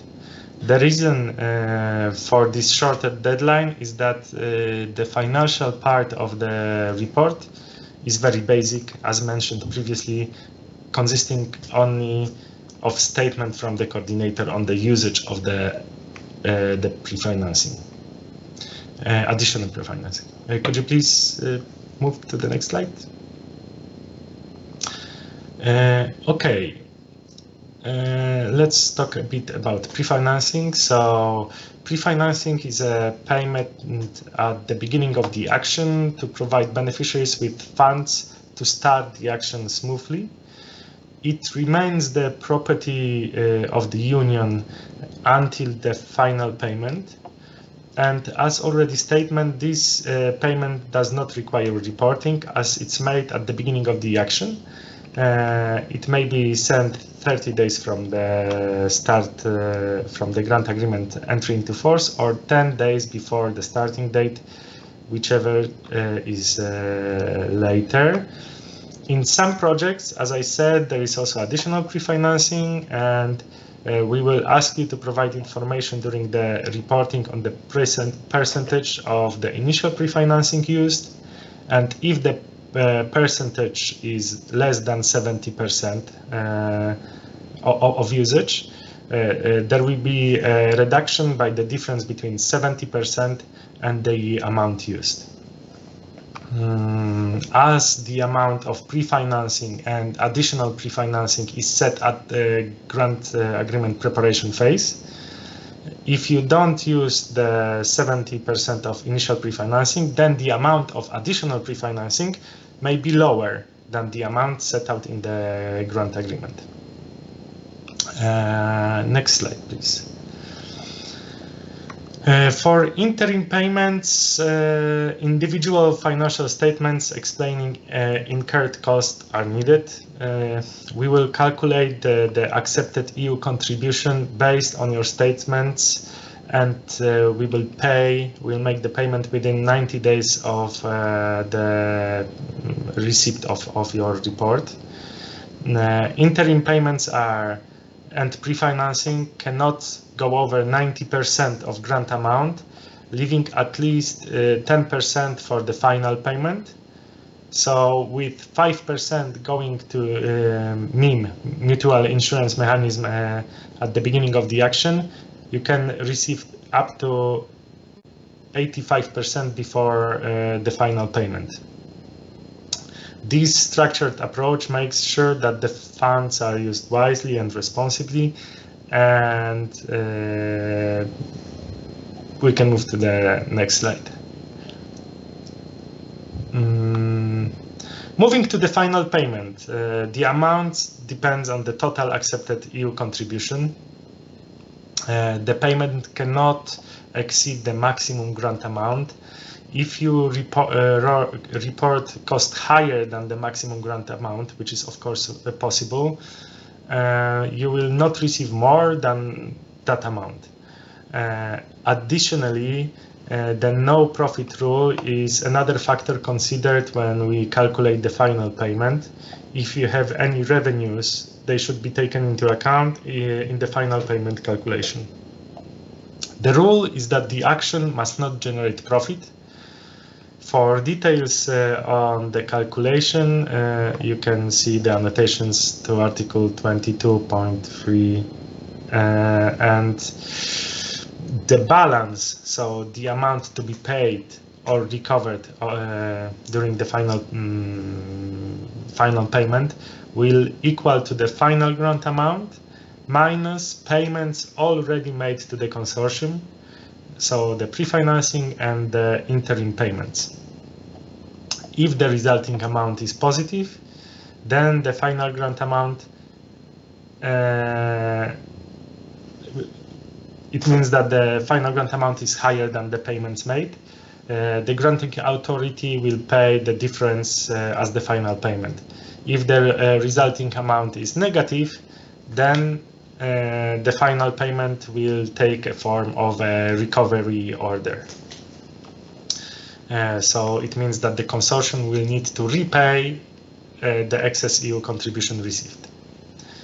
In the event of termination of one beneficiary during the action, the affected beneficiary must prepare a termination report, including the individual financial statement and information about the amount received from the coordinator.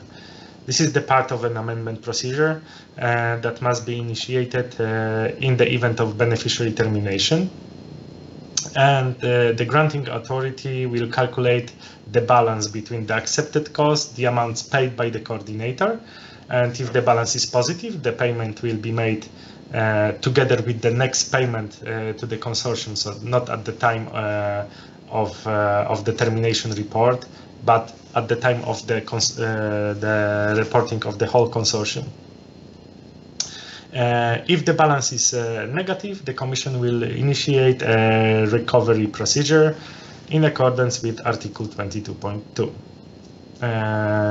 Next slide, please. Okay, thank you for your attention throughout this presentation. It has been a pleasure. And I think that understanding these processes is crucial not only for compliance, but also for ensuring the smooth progression and also the success of your projects. So I hope this presentation has been helpful for you, and please do not hesitate to reach out to us during the Q&A session, or you can always use the research inquiry service to ask the questions. Thanks.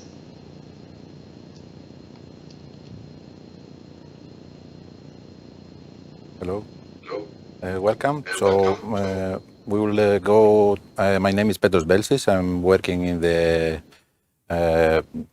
Directorate General for Research and in the Business Process Unit. I'm the team leader for the grant management team. And today I will go together with you in the presentation for the reporting and payments, the technical part. So. A kind reminder, here the slides are for information purposes only. Always you have to go to the text for detailed, more detailed information. What is let's say the valid texts are always the legal documents, so you have to always advise the model grant agreement and the annotated grant agreement for more details. Now, concerning the reporting. So the project the monitoring of the project implementation is a continuous, let's say, process. So the activities that you perform need to be controlled by the granting authority. So the commission or agency that is responsible for the follow-up of the project needs to monitor the activities in order to assess and verify that the actual work as described in the description of action that you have signed in the grant agreement is appropriately implemented, and of course that the costs that you claim are eligible in order to approve them.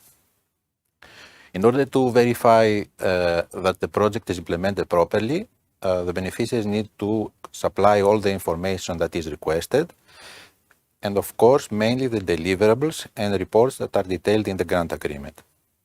Now, the implementation of the project is a continuous task.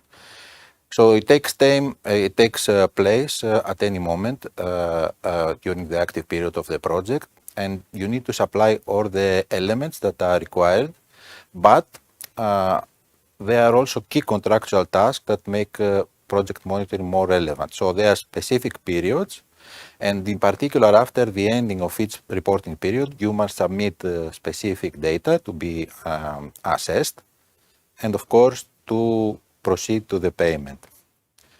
Now, the project officer, mostly in most of the cases, after the end and the submission of the reporting report in the reporting period, they can organize a meeting to assess what you have submitted, and they are usually assisted by experts.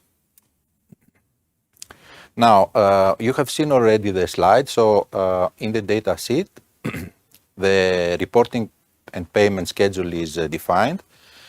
Now, if, let's say, because sometimes we receive that kind of question, if you think that you would like to do some adjustment, you can do it from the beginning.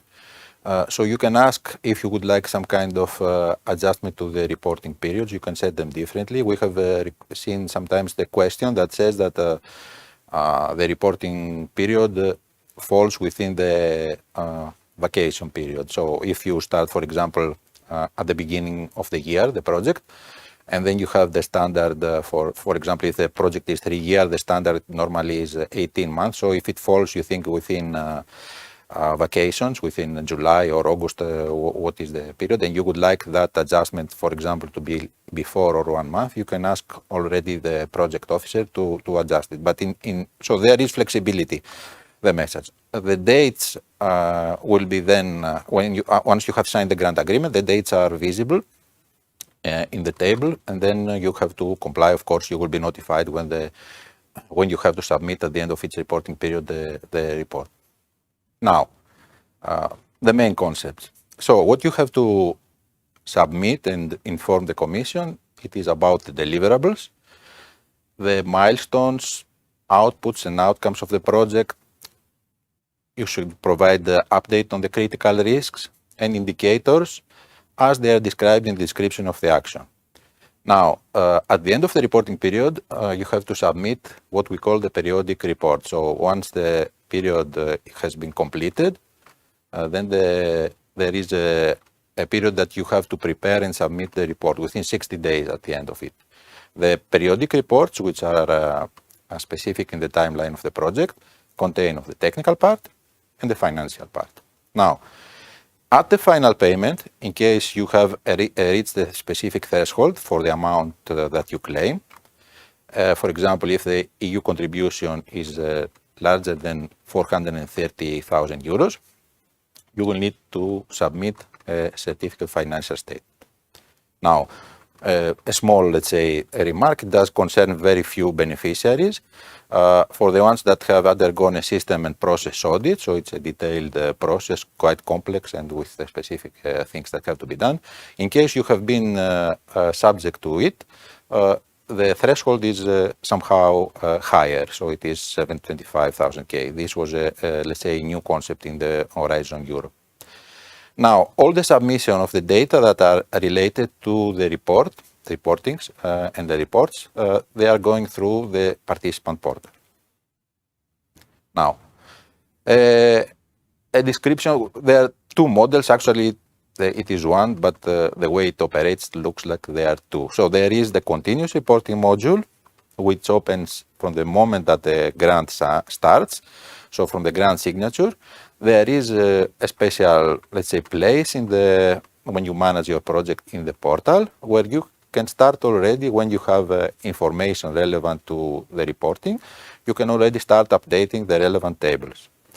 As you see, for example, the regular is that you have two reporting periods and the final, or maybe you can have one, it can vary, but there are specific reporting periods, the periodic reports, which are essential, let's say, to assess the correct implementation of the project and also to claim financial costs. So these are opening at specific intervals, which are defined in the grant agreement, and then within 60 days you have to submit the report, and then you will have to go through a review together with the project officer and the experts. So there will be probably a meeting to assess the progress and to define, let's say, the next steps, if any.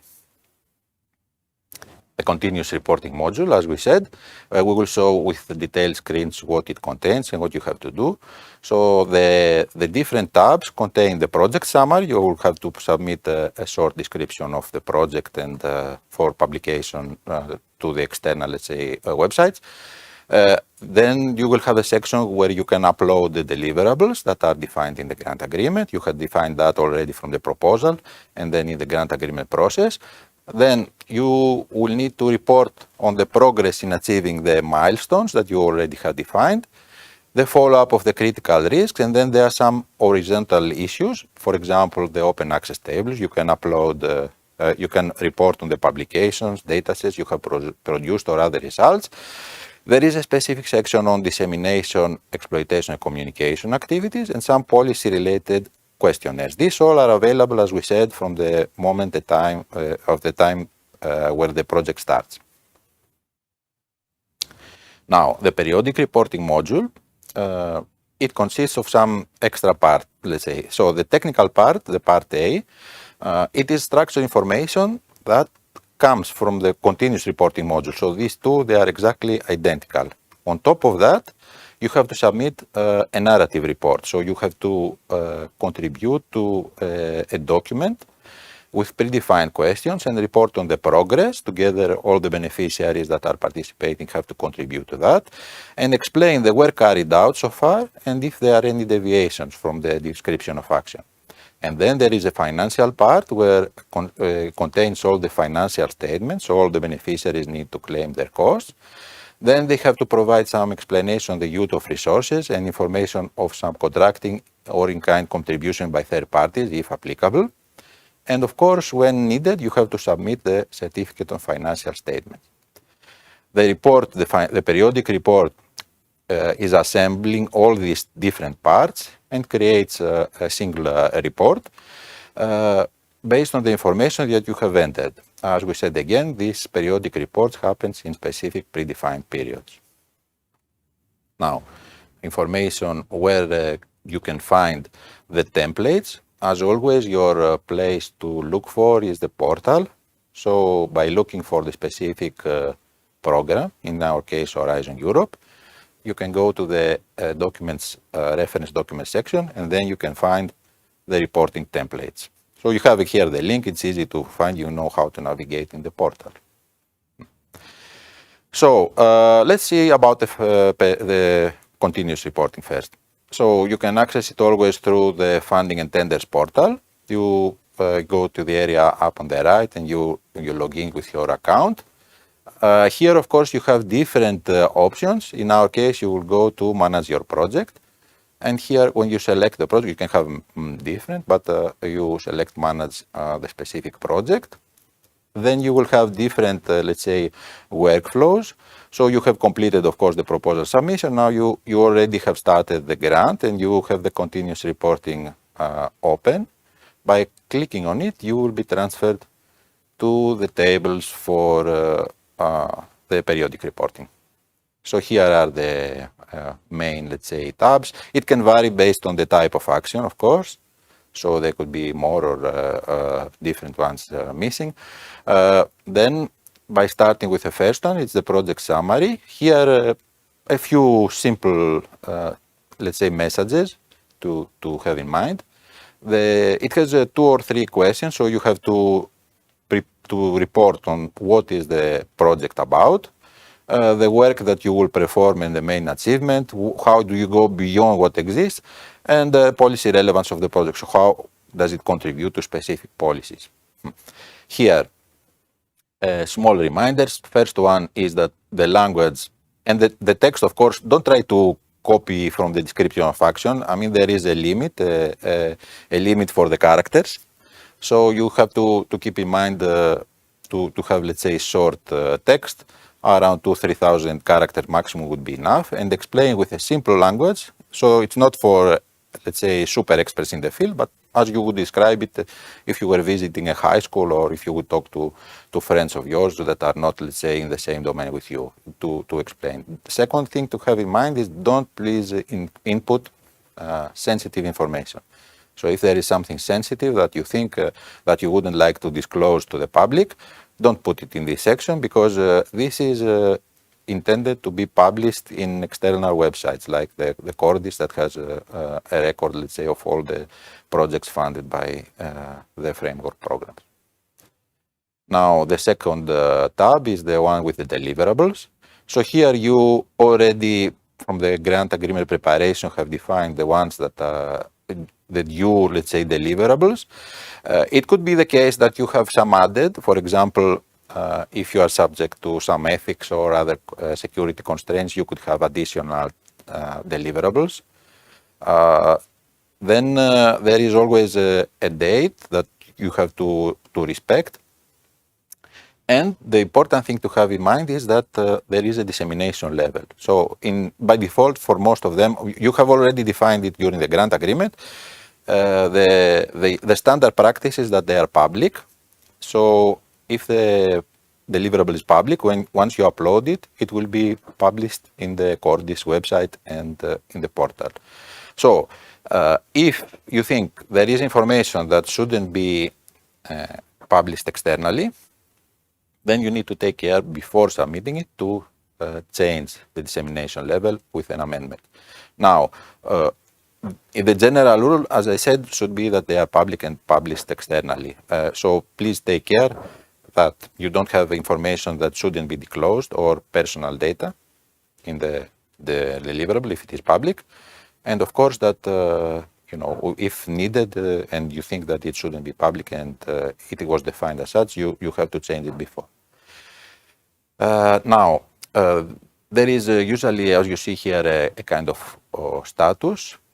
If it could be that it is pending, so it is still waiting to be submitted. It could be that you have uploaded in draft, which means you uploaded but you didn't submit. It could be that it is submitted if you pressed the button to be submitted, and then based on the assessment, if it has been submitted, it could be either approved or it could be reopened for evaluation or rejected totally if, let's say, the quality was very low. Now, when you upload the deliverable, before uploading it, you can enter a commit and submit them. Now, another thing to have in mind is that if you are a beneficiary and not a coordinator, you can upload the deliverable, but the coordinator is the one who finally submits it. Once you submit it, the EU officer, the project officer, will be notified. Now, if they reject it, so if the project officer rejects the deliverable, then all the beneficiaries will receive a notification, so they have to act, let's say, to review it. The next tab is the one on milestones. So milestones have been defined from the time of the grant agreement, so they are important, let's say, not only deadlines, but they are important targets that are linked with the implementation of the project. So the important thing here is the delivery date, so you have to respect, and then of course to report if it has been achieved, when it was achieved, let's say, and if it was within the what was defined from the beginning. Another element is the critical risk. So the critical risks have again been defined from the time of the grant agreement. So they are risks that you already have foreseen that might bring obstacles or jeopardize, let's say, the implementation of the action. So normally you have to propose countermeasures, and then you have to report on the state of play. So if they have been really appeared, or if they are not valid anymore. There is also a possibility that you can add an unforeseen risk. For example, if there is some kind of, like it happened in the case of COVID, so it could be that there is an additional risk to the implementation of the project that you can add. Now, the dissemination activities. This is a tab that has been revised in Horizon Europe. So now the question that you need to enter is mostly not, let's say, on the amount of money you have spent, but just to describe the main dissemination activities that you have taken in your project. So you can enter a type of activity, the name of it, and then you can define, of course, what is the target group and if the activity has been completed or it is still ongoing. Similar, the communication activities tab, again, this one has been also revised. Again, we have the description mainly of the communication events that you have foreseen or channels that you have used to disseminate and communicate the outcomes of the project. Again, the information that you have to provide is related to the activities themselves, description, and then, of course, target groups and the outcome or the status of each activity. This tab is new for Horizon Europe, so it's the first time we have introduced in Horizon Europe this tab. A few things before starting, because there are also questions or worries, if I could say, related to the appearance of that. This one is for mainly statistical purposes. So it is to answer specific questions concerning, let's say, the impact of the program, the Horizon Europe program itself, to the career of researchers who are involved in the project. So as you will see, in the past we tried to do some exercises. It was very difficult, of course, to identify the persons because we fund organizations. We don't know the final recipients. So by looking at the deliverables or something else, it's very difficult to find who has really benefited from the program. So now the question is to introduce the researchers and some basic information about them, like let's say the country, the gender, the type of contract. You will see again, this one is quite abstract. So we want to know, for example, if there was a big achievement in the project, we should like to know who are the people who contributed and if, of course, these have also benefited from the project. So if somebody has worked very few hours, it would be a minor involvement. If somebody is a lead researcher, it would mean that probably these are the persons that had let's say, the biggest contribution to the project. Now, concerning what you have to enter there, it is people who are involved mainly in research activities. For example, if you have administrative personnel or personnel that is helping you with laboratory tasks, so they are not doing research, they are doing, let's say, support tasks, they shouldn't be inserted there. It's not the place to insert all the personnel. It is the people who are involved in research. Now, if there are people involved in your project, but their salary is covered by other means, for example, they are paid, they are permanent employees of the university, still they participate in the project, but they don't receive, let's say, some kind of direct compensation, they should also be included. So all the researchers should be there, no matter if they are claiming costs from the project or not.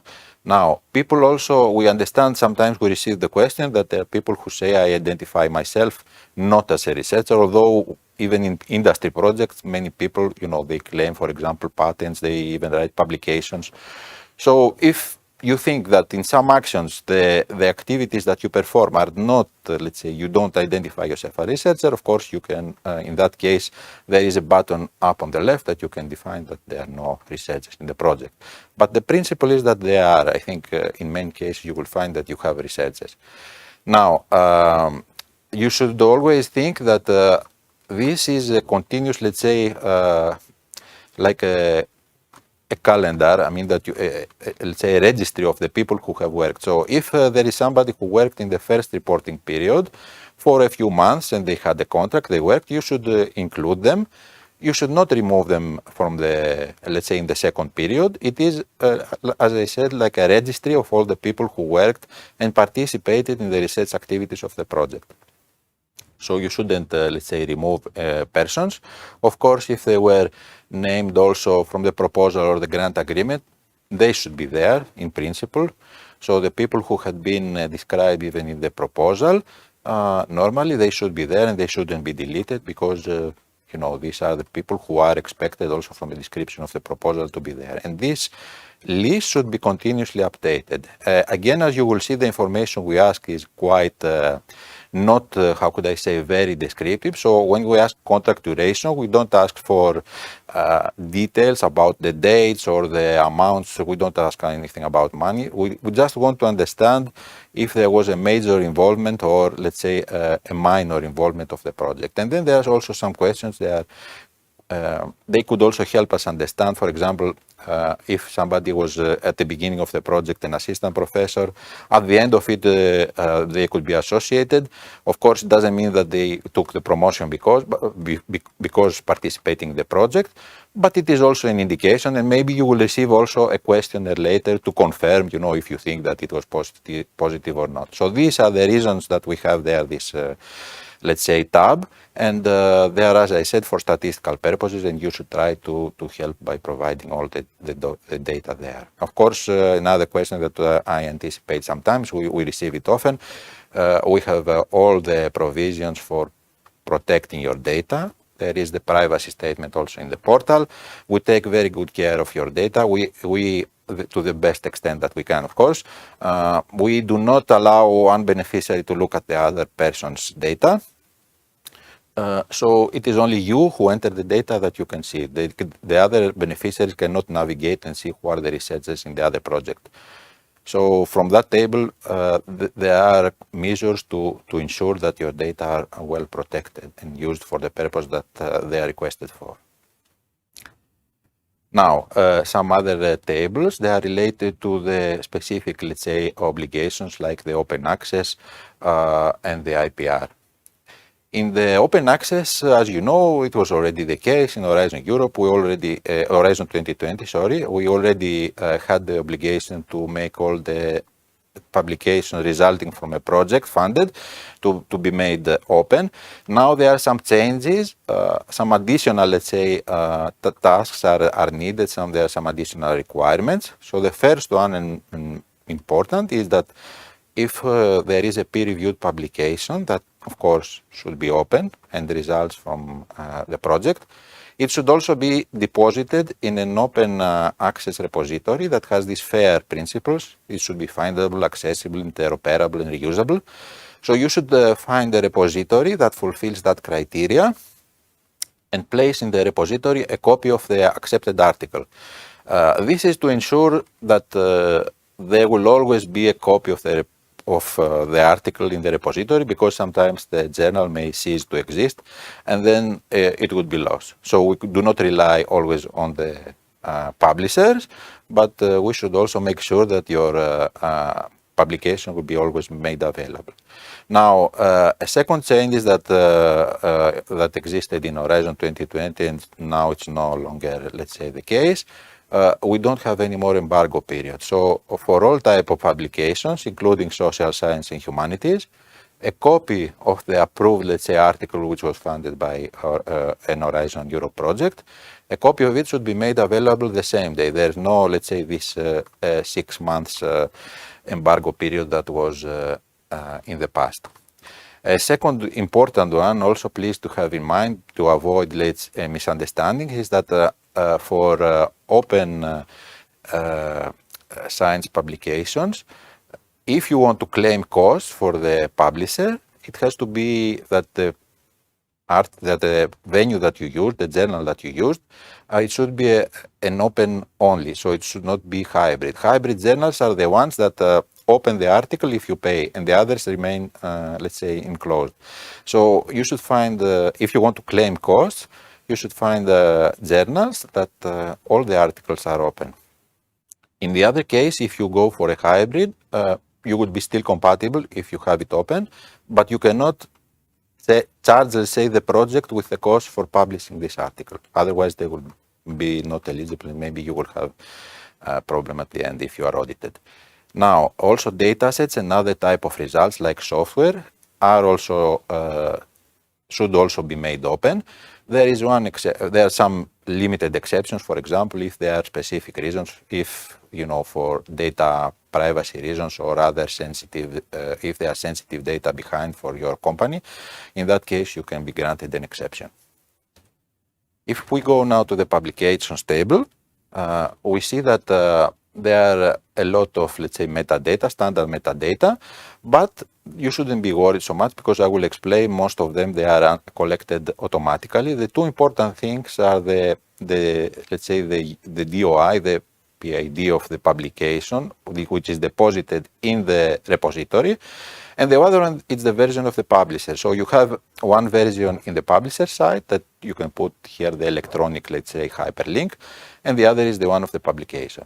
Now, normally, the other are standard metadata, which I will show they are collected almost automatically in most of the cases, and there are two questions manually to answer manually, which are related to whether you complied with your, let's say, obligation to deposit at the same time in the repository, and if you did charge fees to the project, in which case you will have a reminder, as I said, that hybrid journals are not eligible.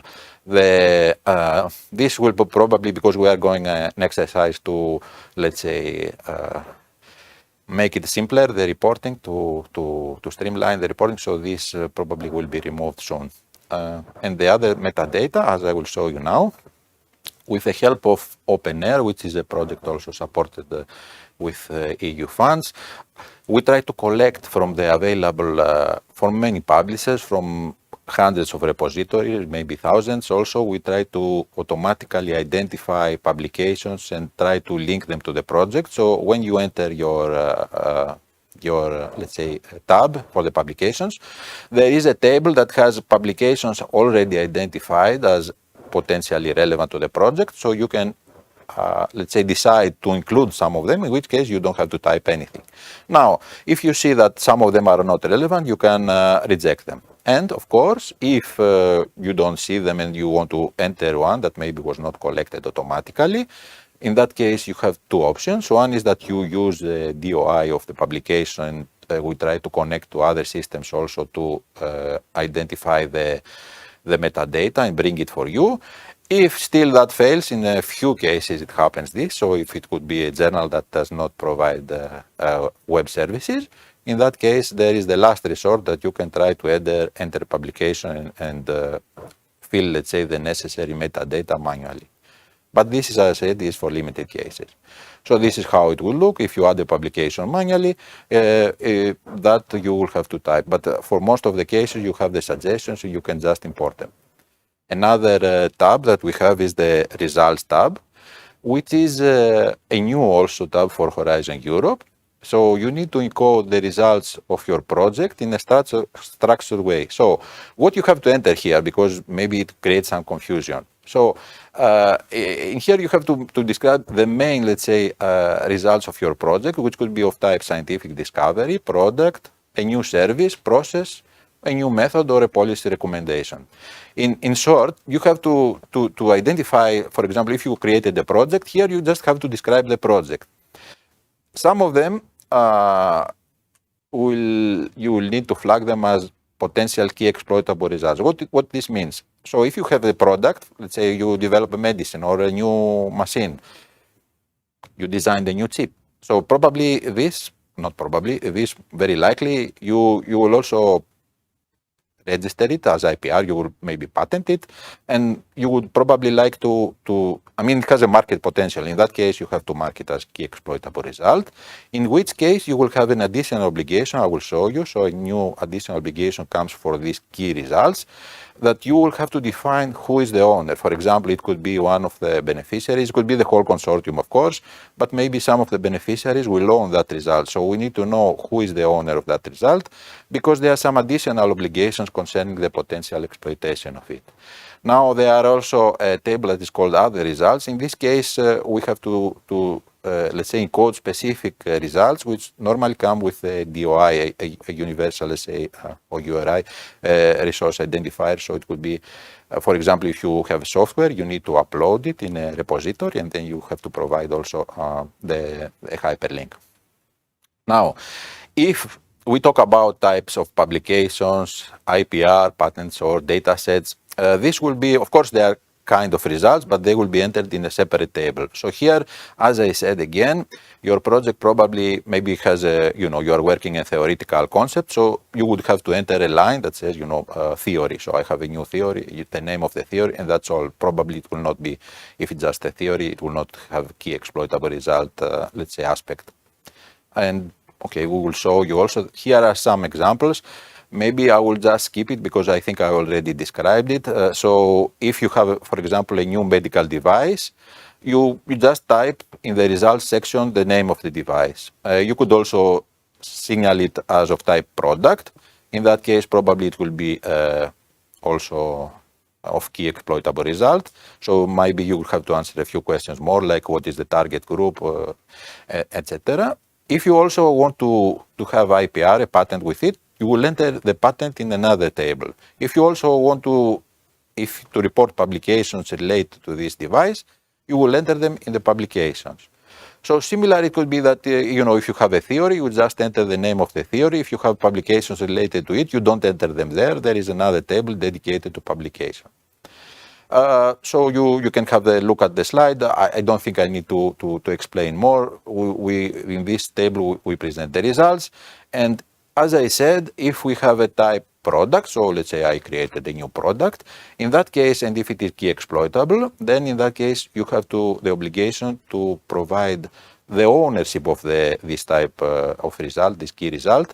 For example, it could be an individual, so it could be a professor only that owns it, or the organization. So you could add one or more organizations, and then you have to answer how you will make it. For example, in that case, we could just enter open source. It could be available to all, or you could say that it is patented, and then you want to exploit it yourself. So there are specific obligations linked to key results. You can read here, let's say, the articles. And you should also know that in case you report these key results, the filling of this list, the key ownership results list, is obligatory until the end of the project, so the final report. So you will, for all the key results, you will need to provide who is the owner. This one is in order to ensure also that we have proper follow-up, and we can also offer you more services concerning the exploitation. Like you can go to the Horizon Results platform, you can use the booster, let's say, services or similar.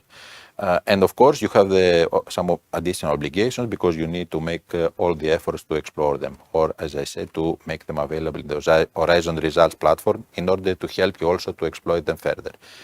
So on the other results table, well, we don't have to say a lot. As I said, again, if you have software, normally the software has to be in open access, so you will probably need to submit it in a repository. And here you can report that you have software or a similar workflow or a prototype, and you can provide also with the link where it is, so it could be accessible. For few exceptions, as I said, if there are very reasons of protecting your, let's say, something to be protected and there are valid reasons or there are things that could provide you an exception, in that case, it could be granted. But in the general rule, you have to make it available to the public as open access. Now, if you have created an application for a patent or if you have been already awarded, there is a table or other types of IPR. So what we can offer you is that if you already have the number of the patent, we are connecting to the European Patent Office, the database, and we can retrieve it for you. If there is only at the stage of application, you can just enter the application. Of course, we understand you can sort maybe description. Not more details probably will be requested at that point. But please be reminded that, of course, when you are granted the patent, please come back and inform to fulfill the data, because they are used also. I mean, this is an important indicator concerning, let's say, the performance of the overall Horizon Europe program. So here you can see another screen. If it is declared as confidential, for example, you are still at the application phase, again, as I said, you need to later update all the reference data. Now, a reminder also, something that is it is already existing in Horizon 2020. And of course in Horizon Europe. So you need, let's say, to have in mind the following. If you plan to transfer the results, IPR results, and to grant exclusive license to entities in third countries, not associated to Horizon 2020 or Horizon Europe, so you need to inform in advance the granting authority and to be granted, let's say, approval. For example, if you need, let's say, to sell a patent, if I want to say, give an example, so in that case, you may own it, but there are other obligations linked to it. So if you plan to transfer it in a third country, not member state or not associated to Horizon Europe, in that case, you need to ask first for permission. So if you are in the case of that, you are thinking of transferring it, what you have to do, you need to notify the granting authority and identify which are the results that you are concerned. You need to describe the intended new owner or exclusive license and the potential exploitation, and of course a reasoned assessment of the impact of the transfer, and of course if it is consistent with ethical security considerations and in general the EU interest. So the granting authority will have to reply within 60 days to assess the request, and also they have the right to object to this transfer of ownership. So if it's not in line with the competitiveness of the European Union, ethical principles or other security consideration, or if it's not in line with the EU interest. How you can do that, how you can inform if you are intending, let's say, to exclusively transfer a license that was outcome of a project funded by Horizon Europe.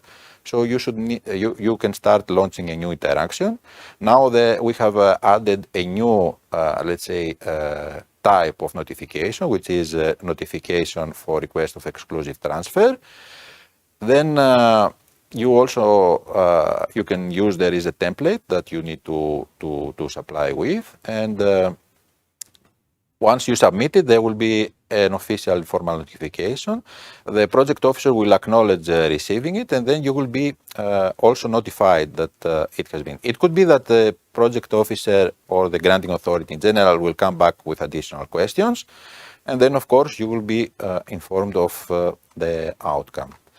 Now, having said that, we move to the next section. This one is again simple. I will not stay a lot. When you have produced a dataset and you have uploaded in a repository, it is very easy to update the list of datasets provided just by providing the DOI of the dataset. We collect the metadata. It could be also that you already received, let's say, indication by OpenAir if it has been collected. Now, the same, there is a standards. So if your project has created a standard, a technical, an ISO standard or something similar, a change that has happened is that now we have not only completed standards, but you can also have, let's say, contribution to an existing, let's say, standard. So there are some additional changes.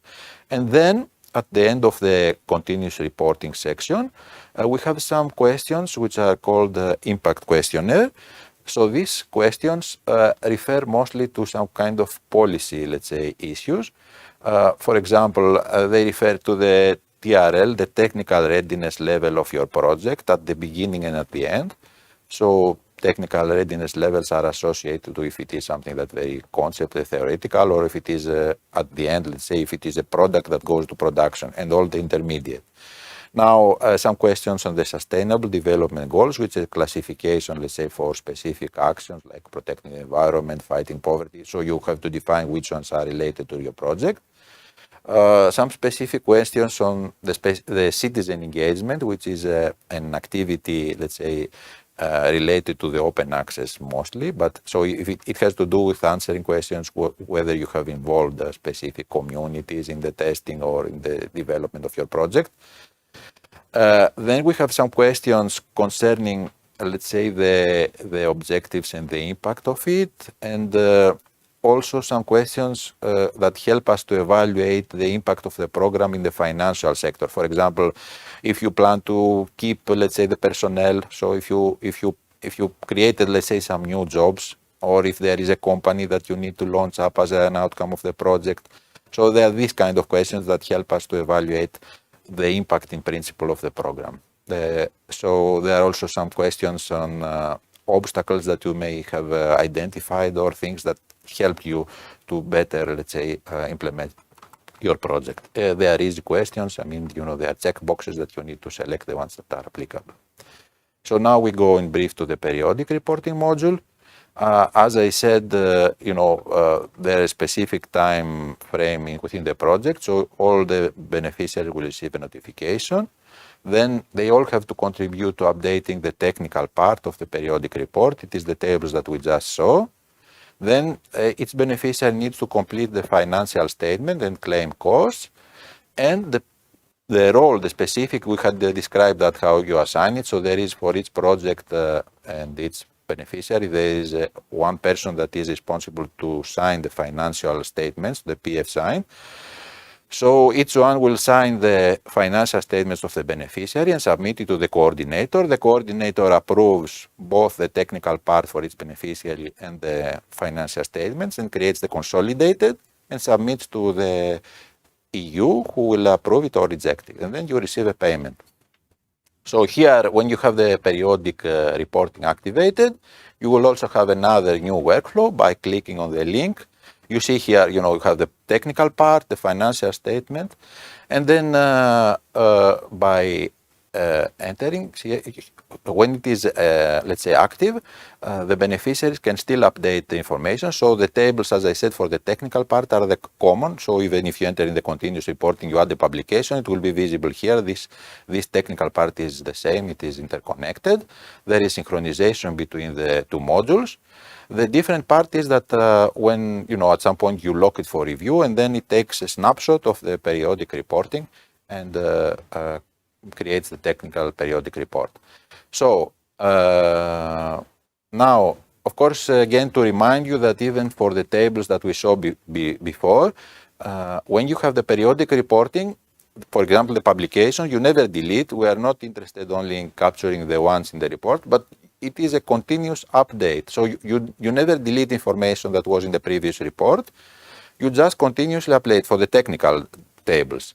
So another element here that is new for the periodic reporting is that you have to upload, as we said, a specific document that contains how you implemented the action, specific questions on the work that you carried out, the impact, and the impact on the following fields, for example, if they are applicable, scientific, economic, so you have to answer specific questions. You need to always download the template for your project. So, of course, as we said, in the portal there is the generic template, but there could be that there are specific questions for your type of action. So always when you fill and you upload, take the one that is ready for you in the portal. And of course, avoid having the repetition. So what is happening here, once the information that has been completed by all the beneficiaries, you just lock it for review. This action will freeze the data, as we said, on the technical part. And then the primary coordinator contact can, let's say, consolidate the data, so they have to accept and include the contribution. This button will be available, they accept and include only for the coordinator, so the person who is responsible for aggregating the data is the coordinator, and they can complete, let's say, the technical part. Similar for the financial part, each beneficiary is entering into the system and fulfilling their data. This is how it will look. So you have specific areas where you have to enter the amount of, for example, personnel costs or something else. In some cases, there is an additional link where you have to fulfill information. For example, if you claim some cost, then for you might need to enter, let's say, the person months related to this amount. There is here the link. You can always, in the portal, you have explanations on how to fulfill all the financial statements. Once, of course, as we said here, it's just an extra screenshot. How, in some cases, if you click on the, let's say, the section of this, there is another pop-up that you have to provide some extra information. Similar to what happened in the technical part, you sign and submit your financial statements. The coordinator will aggregate everything, and then there is a generated periodic report. Once everything is completed, the beneficiary will submit to the EU, and then the project officer will assess, and then you will receive a confirmation for the final payment. And with that, we conclude the presentation. And we can go maybe to the questions, so thank you. Thank you very much, Petros, Bartosz. We have quite a lot of questions. For that, we have also Julien Dulot, who is again with us for answering the legal questions. So please, all of you, go very fast with the question, short answers, please. First question, is there a calculation tool available to help beneficiaries accurately calculate their personal cost as the grant progresses?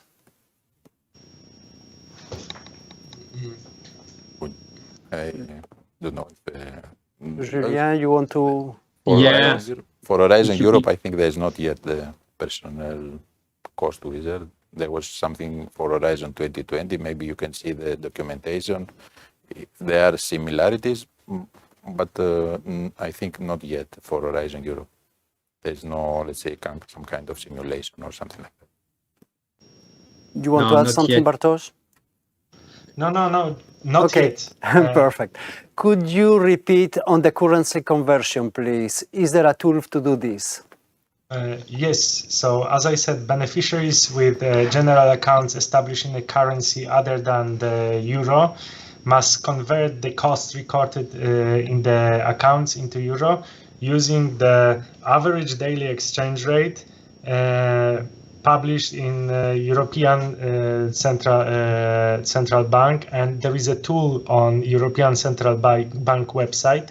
You can find the link to this tool in annotated model grant agreement, and the tool is very easy. You're just mentioning the currency. So, for example, you are beneficiary coming from Denmark. Then you choose your currency that you want to convert it to euro, then the starting date of the reporting period, the last day of reporting period, and then the tool will tell you which currency conversion rate you should use for the whole reporting period. Thank you. The next question. What about extreme currency fluctuations from time of proposal writing and project starting?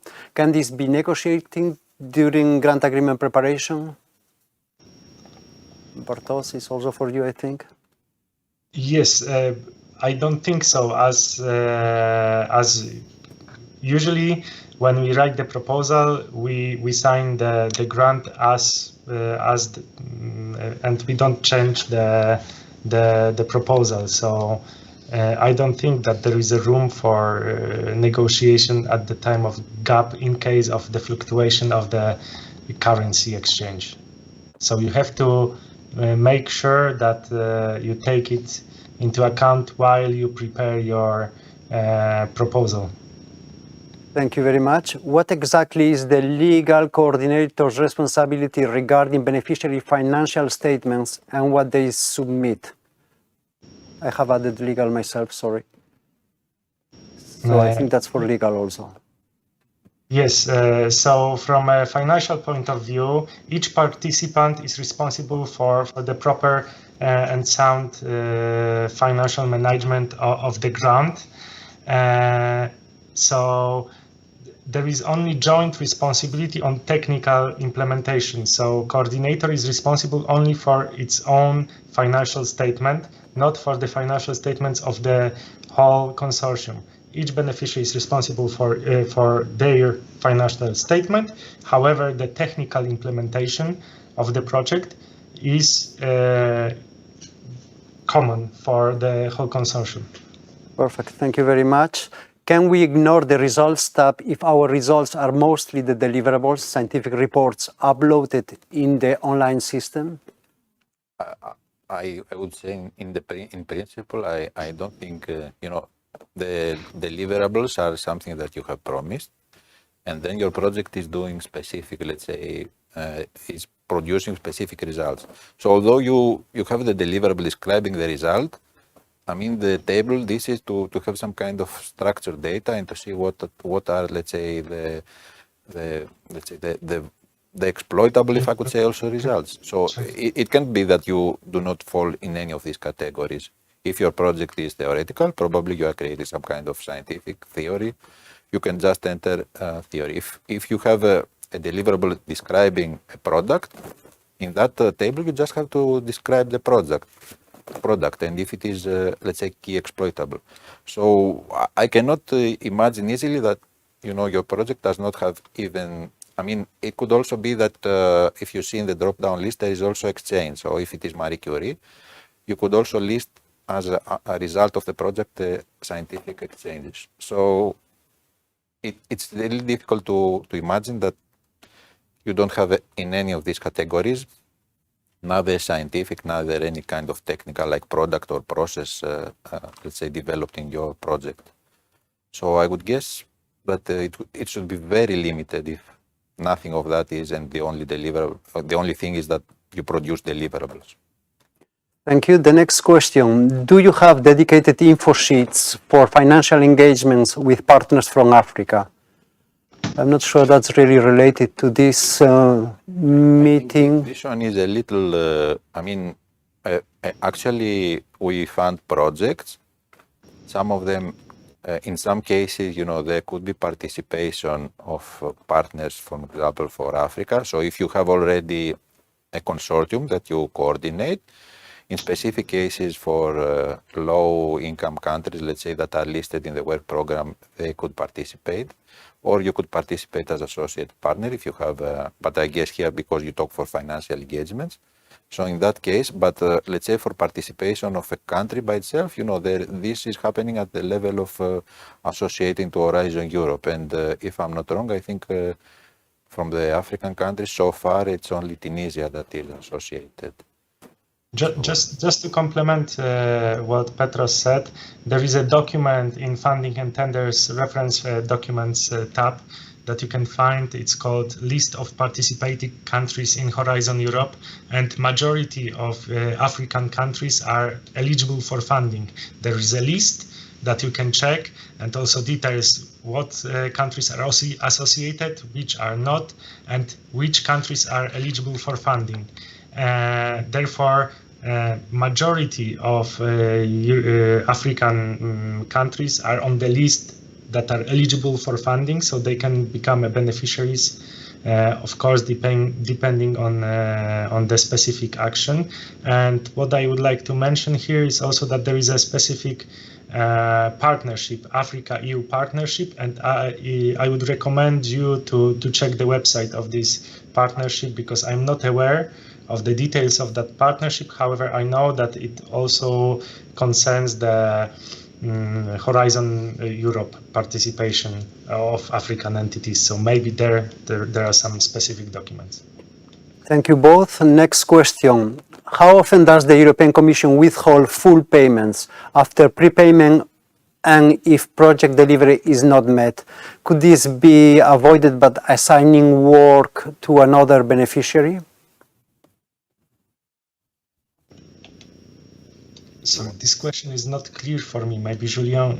I think, well, of course, it has probably also a legal dimension, but if I understand well, because you say withhold full payment, so to recover the full amount, it means that very early the project officer identifies there is a problem and terminates the grant. Now, if there is, because you say to work to another beneficiary, so it seems that you have a problem with a beneficiary that is not performing well. I think this question was answered, if you can also go through the video, there is, it was answered in the amendment section. So indeed, you can change you can terminate the beneficiary. Normally, there should be also a kind of contradictory. So the beneficiary should be given also the right, let's say, to express their opinion. But yes, it could be in specific conditions possible. Now, if total project delivery is not met, it means there is something wrong with the project, and then in that case, maybe yes, in worst cases, it could happen. Now, how often does this happen? It happens, but it's not, let's say, the rule. We have many cases. The beneficiary could be either bankrupt, not performing. So there are different cases, scenarios that this could happen. Thank you. The next question. We join an ongoing project on month 16. After 2 months, we will have to report. We don't use euros. And does the reporting period mean average X rate over 18 months or over 2 months? Who wants to answer this one? If you want, I can answer this one.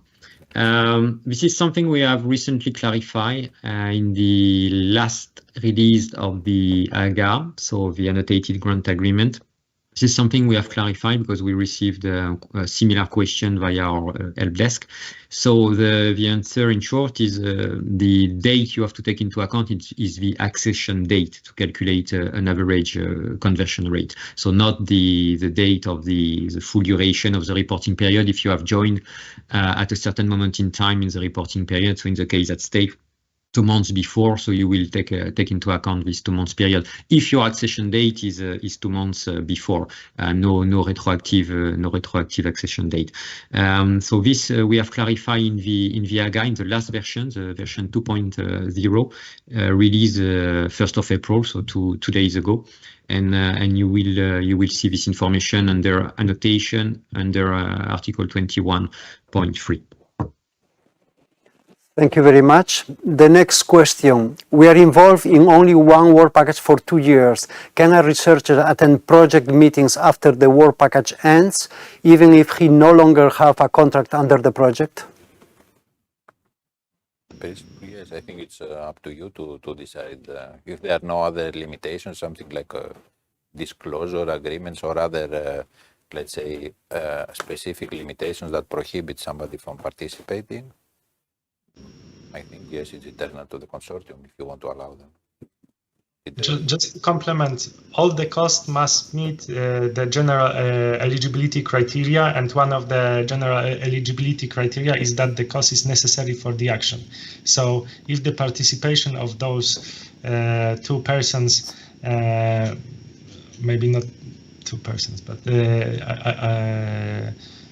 is necessary for the action, then I would tend to say that it's an eligible cost. Thank you. The next question, does each of the beneficiaries have to complete the continuing reporting on Sigma, or is it the responsibility of the coordinator? I would say the coordinator, as we explained, is responsible to submit. Now, there is no limitation, everybody can contribute. Now, if there is a publication by a specific beneficiary, I guess it could be both you, the coordinator, or the beneficiary. So the way you ask it is, we cannot, let's say, dictate or, say to the consortium who has to do it. So it could be one of the two, but we cannot tell you who is responsible. I mean, the consortium has overall responsibility, the coordinator has the ultimate. So you can both, one of you choose to update the tables, and of course, as we said, for the reporting, the final reporting, the periodic reporting, at the end, the person who submits, the person who presses the button is the coordinator. Thank you very much. The next question, I think we have already answered it. I think, yes. Next question then, for the part-time contracts, the daily rate is calculated as the salary announced in the grant agreement, divided by the maximum declarable days equivalent? Yes, so for part-time contracts, the daily rate is calculated as the salary divided by the maximum declarable day equivalence. However, when you calculate the maximum declarable day equivalence, the working time factor is taken into account. So if you do not work full-time, then you have the maximum declarable day equivalence will be the amount of the maximum declarable day equivalence will be lower.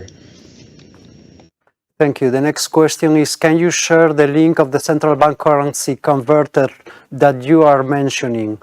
We will try to put that in Slido or in the web page, okay?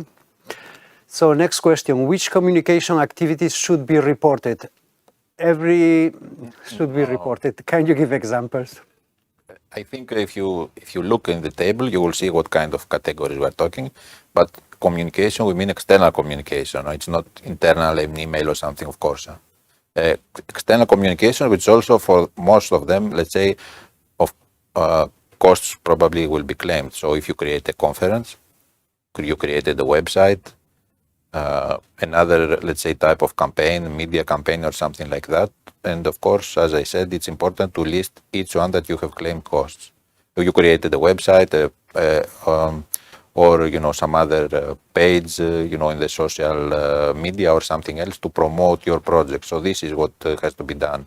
And also, as you see, if you go also in the slides, it has usually a target group. So, target group cannot be your counterpart in the project. If you have a larger, let's say, people who are investors or, I don't know, the society, other people. So it's something like that. I think it will be clear if you have a look at the table. Thank you. The next question. A beneficiary received a prepayment. Overall, this beneficiary did not incur cost to the level of prepayment. Will the EC request refund by this beneficiary? And probably that's legal. But you receive prepayment, but you will claim costs within the period. You don't have to, the prepayment is to start execution of the project. At some point when you submit the periodic reports, you will claim costs. If you have not performed anything, of course, you will need to refund. So I don't know if, Bartosz, you would like to complement? No, you are right. So if the beneficiary have not reported the cost, we will not send him the money or refund the costs. Yeah, here it's really to provide you with a float, to give you some money to start and implement the action. But we are not at a stage where it's what we call an interim payment, where here you have to declare financial statements. So what my colleagues was presented, Petros, the financial part of your interim reporting or final reporting. Then this is something else. You are not at this stage. It's us giving you a float, an advance payment if you prefer, but there is no need to justify cost already. Then when an interim payment stage will come and you will have to declare a financial statement, here you will have to justify and put actual cost incurred in an actual cost grant. Thank you all. Is it mandatory to include all individuals working on research tasks in the registry for an Horizon Europe project? In the table we said yes, for people who are researchers, you need to include them, even though some of them maybe their salary will be covered by other means. But if there is a dedicated person working on this research project, then you have to list them, yes. So as I said, this is to calculate the impact of the program, so by participating, let's say, in a project. So if your career advances, maybe you will receive a questionnaire later to see if you think that it helped to improve, let's say, your career status. So this is what we are trying to assess. Thank you. The next question, what is the difference between dissemination activities and communication activities?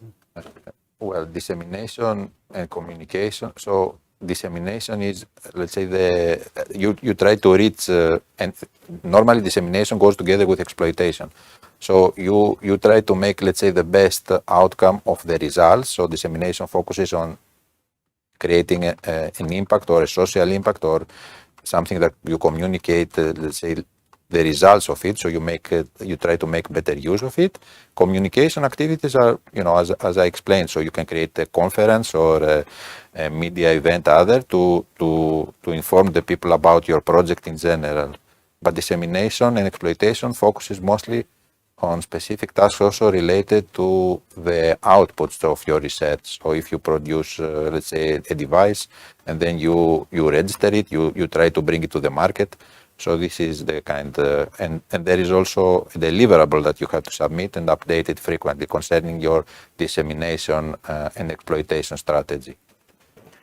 Thank you. We have a bit something like 5 minutes. So each coordinator allowed to withhold the interim payments or pay in certain installments? So the general rule in model grant agreement is that the coordinator must distribute the payments without unjustified delay.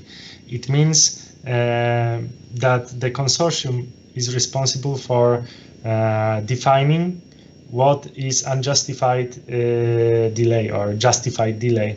So if in consortium agreement there are some clauses which allow to withhold the payments and, for example, use the installments for the internal payments, then this payment, this could be justified. So it's really, there is a problem if the coordinator is holding the money without unjustified delay. So that's why during the presentation, I really focused on saying that it's very important to have it regulated in consortium agreement. Thank you. The next question. Are there any specific things that need to be taken into account when doing the final report compared to the interim reports, apart from the CFS? No, I think one thing is, as I explained, at least for the technical part, so if you have some type of results that are key exploitable, you need to submit also the ownership list, which is linked also to other obligations that you will have also. And then you also, of course, need to have in mind that you are bound also by specific, let's say, rules concerning the exploitation. So you need to take actions concerning the exploitations of the results, or to put them in the Horizon Result platform if you don't take activities exploiting them by other means, by yourself. Apart from that, yes, it is just similar. It's just the final report. The next question. Could you please share how to calculate the daily rate? You have to go to the AGA. I think it's explained with examples.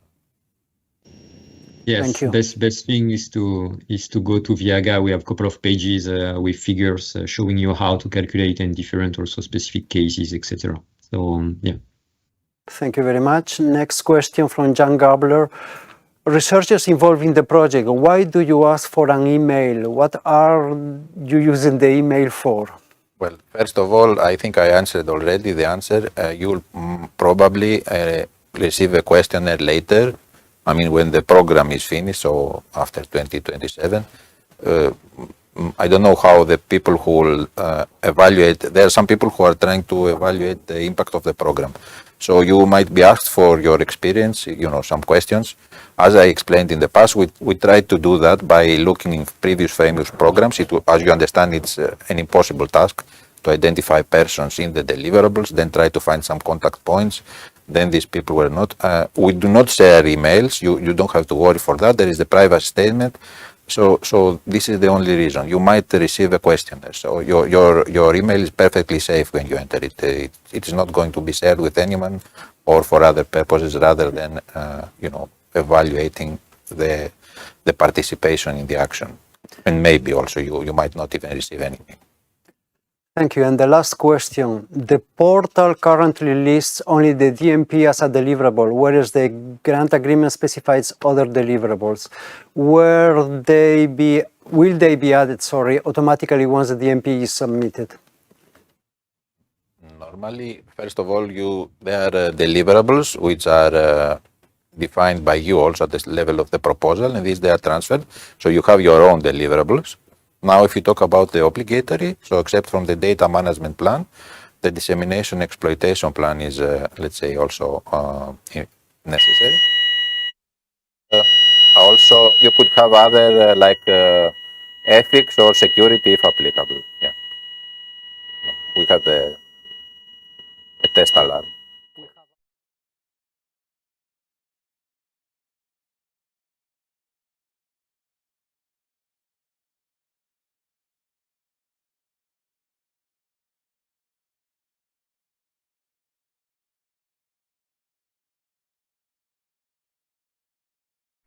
Okay. Sorry for this. Actually, the first Thursday of each month, we have a drill at this hour for a fire alarm. There is not real fire here. So thank you very much, actually, to Petros, Bartosz, and Julien for answering these questions. We need to move now to the next section. The next section is audit and fraud. We have two persons from the audit unit in the Common Implementation Center. That's Filip, PAULUS, and Andrea CIOFFI. Hello, are you there? Hello, good morning. Good morning. My name is Andrea CIOFFI, and I'm the Olaf correspondent. I recently joined RTD in the CAS, Unit H2, the Common Audit Service, and I will give you a short presentation on fraud prevention, detection, and correction in the research and innovation framework programs today. So I will go through the objective of the presentation, the description of the fraud, the what and why fight against it. Then we will have a look at the most common types of fraud, the patterns that have been recently discovered in R&I programs. And then we will see what you, the beneficiaries, can do for the fraud prevention and detection.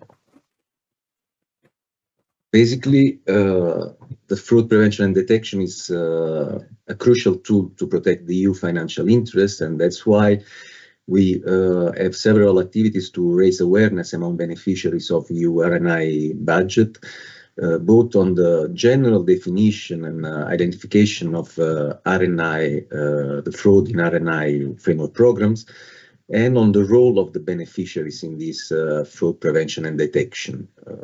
This how is done, as you will see in the presentation later on, to raise the attention on the red flags that might raise, to keep the evidence and to quickly report this to your project officers, Olaf and EPPO.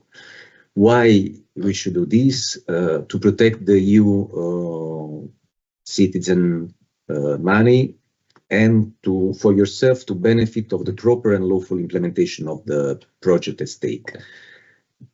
So let's see what is fraud.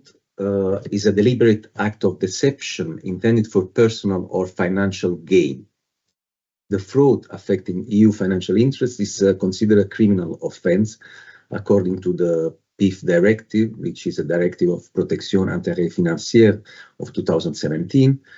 And we will see also the definition of irregularity, which is slightly different. Basically, in the image below, you can see the interaction of the two things. Actually, an irregularity is an illegal action or omission, a breach of the rules or of the applicable provisions, which might have or not have an impact or a damage on the EU financial interest. However, the irregularity becomes fraud when there is the intentionality.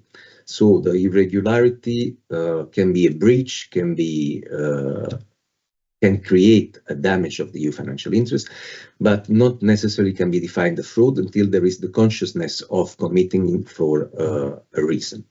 On the right side of the screen, you will see what are the reasons behind fraud, according to a theory of 2004, which is called the fraud diamond, which identifies 4 elements of the fraud. These elements can interact among themselves. Sometimes the fraud is a mixture of those elements, which are the incentive, mainly the intention I want or I have a need to commit fraud. The opportunity, I identify a weakness in the system that I can exploit to make the fraud possible. The rationalization, which is when you convince yourself that this fraud is worth the risk because you need it, indeed. And the capability. You know that you have the necessary skills and abilities to put it into reality. Why a fight against fraud? We have to say that the fraud is a risk with a low occurrence rate in R&I programs when it's detected, but it has an high reputational impact. On the other hand, as we were saying in the beginning, the EU citizens, EU taxpayers deserve that the EU budget is spent in a sound and efficient way and for the intended purposes of the action at stake. That's why the European Commission operates a zero tolerance policy towards fraud. Who is in charge of this is the European Anti-Fraud Office, the OLAF, who is responsible for the administrative investigations, and most recently created the European Public Prosecutor Office, EPPO, who is responsible for criminal investigations, for the prosecution, and for bringing to judgment the crimes against EU financial interests.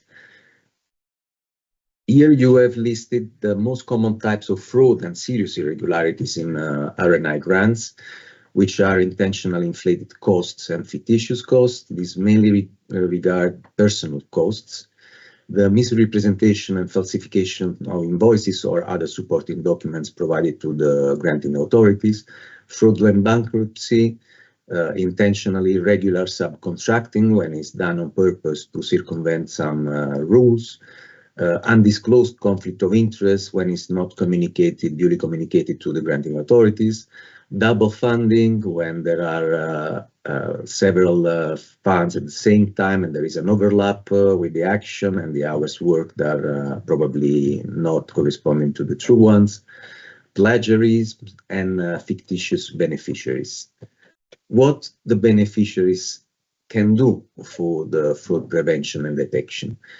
Actually, there are some red flags. The first ones are the ones that you can come across when you have to check the bank accounts and contact details of participants and members of the consortium, such as the addresses, emails that are not professional emails, private addresses for companies, websites when they are always under construction or where the link to the website leads to non-existing pages or a very basic amateur website, when the phone numbers provided do not collide with the countries where the company is supposed to be, the entities based in.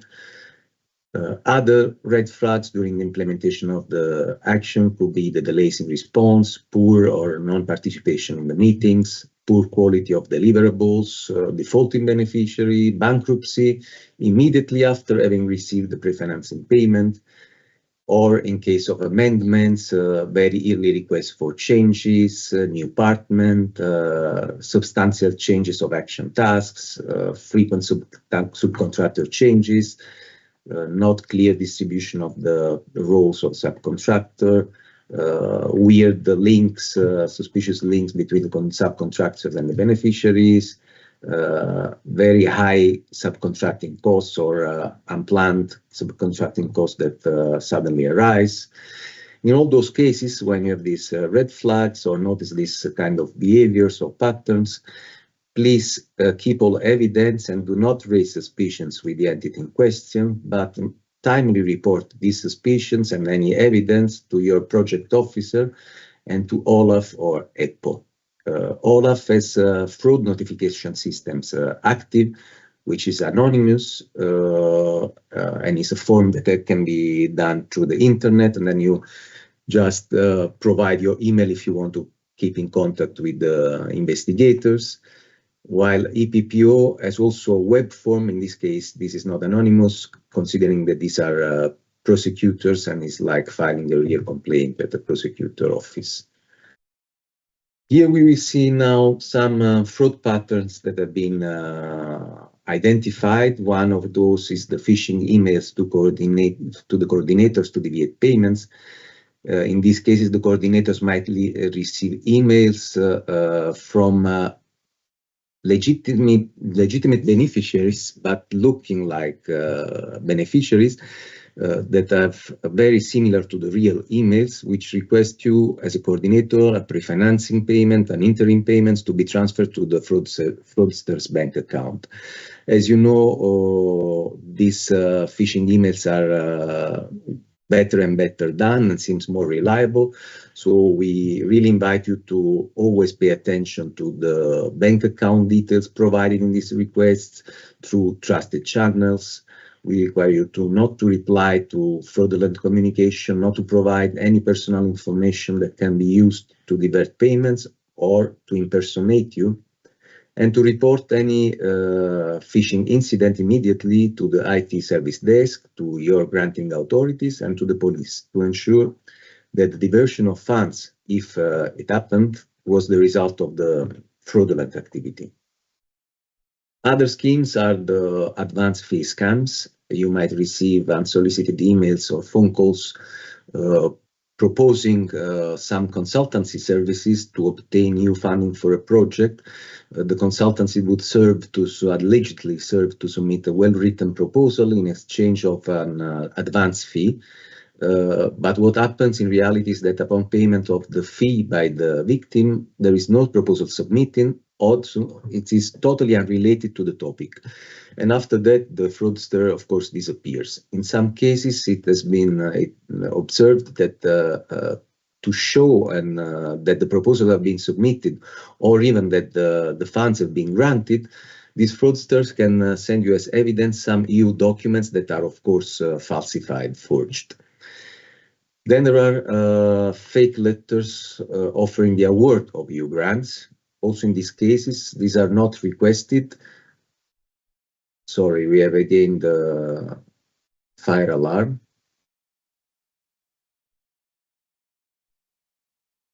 The unsolicited fake letters or phishing emails, in these cases, they announce the award of EU grants that appear to be from the European Commission or from staff members of the Commission. So they misrepresent the EC identity or its staff, misusing the logo and the names or data of the staff of the Commission. They might request personal information from you, like ID, bank account details, etc., and might also request the payments or advance fees to secure or to release these funds. All these cases should be reported to the police. As a conclusion, we ask you to be aware and to be alert, because there is zero tolerance for fraud to protect the EU budget by the European Commission and the other entities involved. We ask you to pay attention to the red flags and to report any suspicions promptly to the project officer, to the Commission, to the joint undertaking, or to the granting authorities, and to OLAF and to the EPPO, depending on the need. Thanks a lot for your attention, and I don't know if we take questions now or after that my colleague Filip carries out his presentation on the audit. Thank you.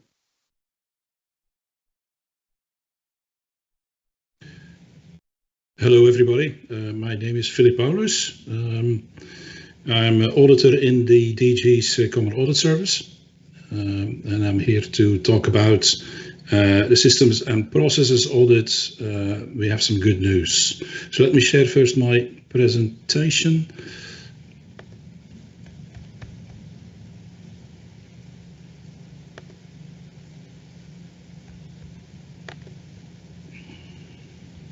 Can everybody see the presentation? Hello? Yes, we can see. Yes. Okay. So as I said, there's good news on the system and processes audit. The application procedure and the related templates are now available. So eligible beneficiaries or beneficiaries that think they are eligible can now start applying. Just before we go to the application process, just a quick reminder of what the system and process audit is about. In the rules of participation of Horizon Europe, the possibility was introduced for the Commission or relevant funding bodies to rely on system and processes audits at the beneficiary level. Those audits are optional or voluntary and shall examine the systems and processes of a beneficiary complemented by an audit of transactions. Right?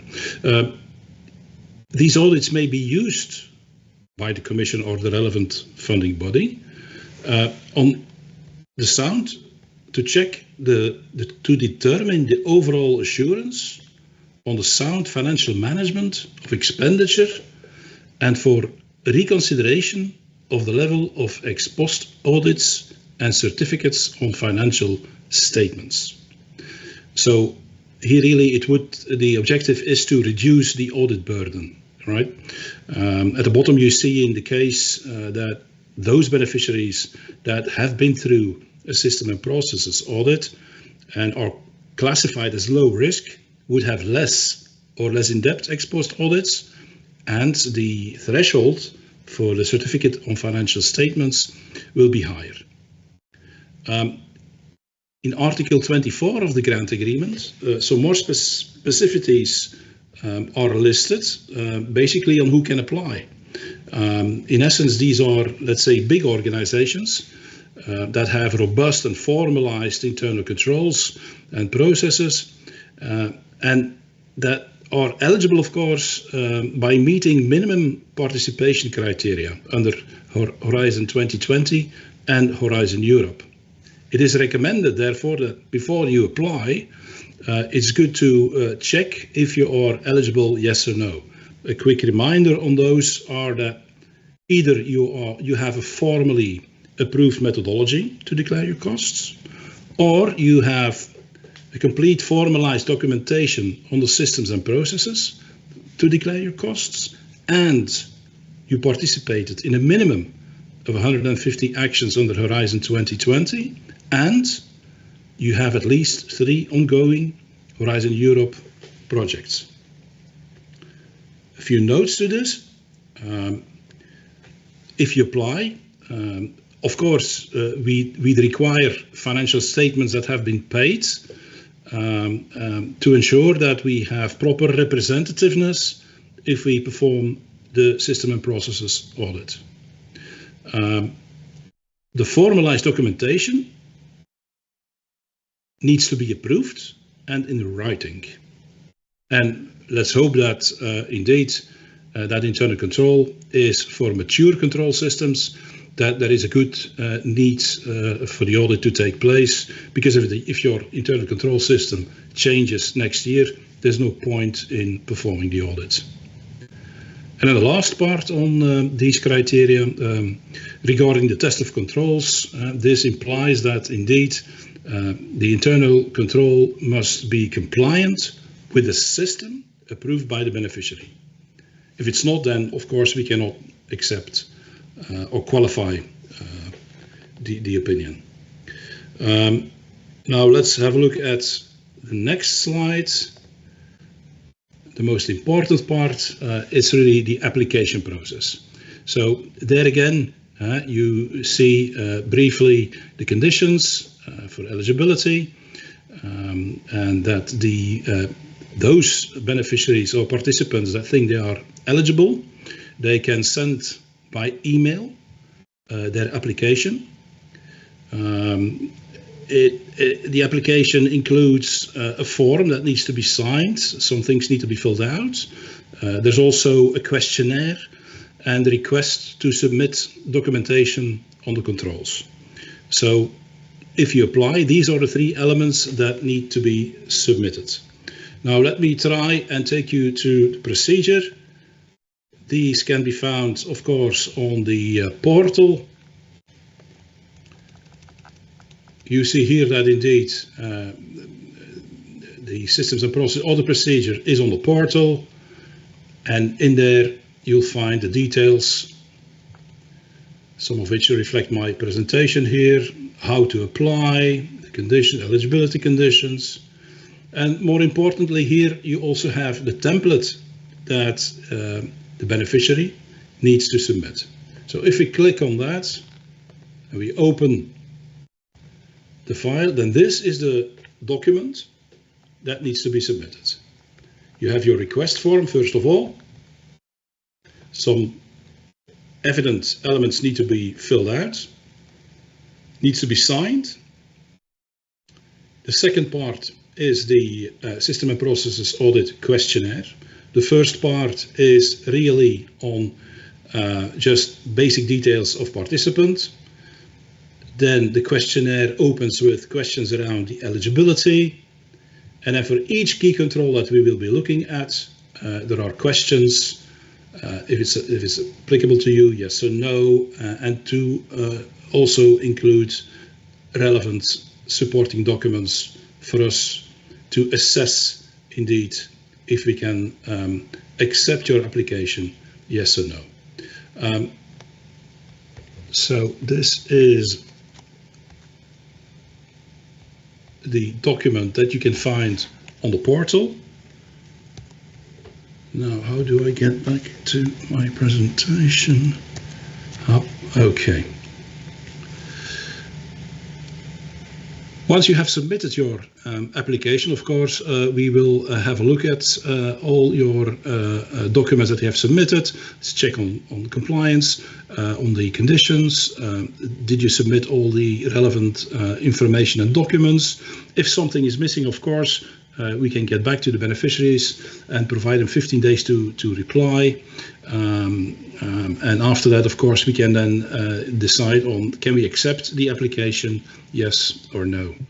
Just a last warning on the System and Process Audit.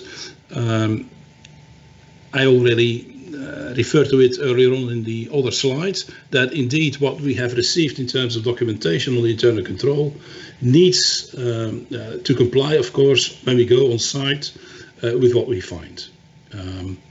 And this concludes more or less the presentation on the application process for the System and Processes Audit. Happy to take any questions.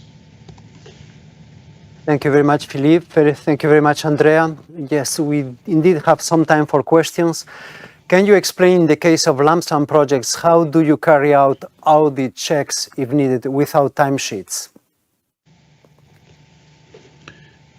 It's a very good question.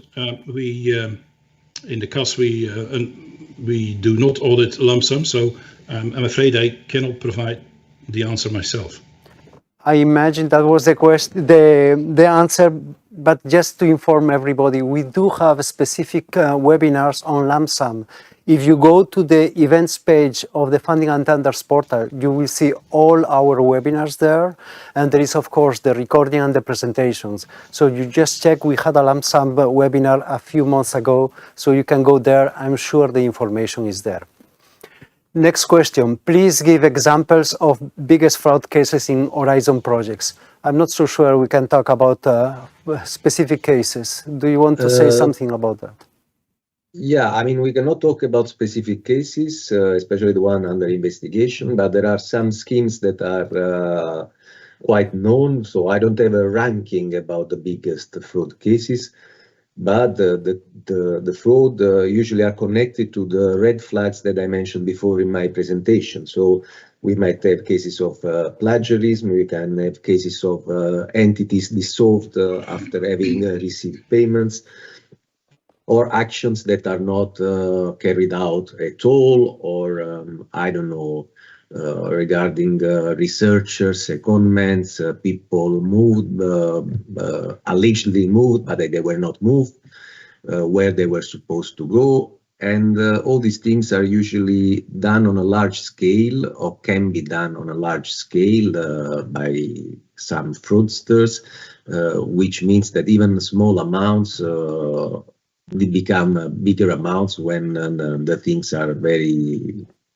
common across Europe or across several actions. Thanks. Thank you. Next question. How common is fraud in European projects? As a project coordinator, how can I detect fraud?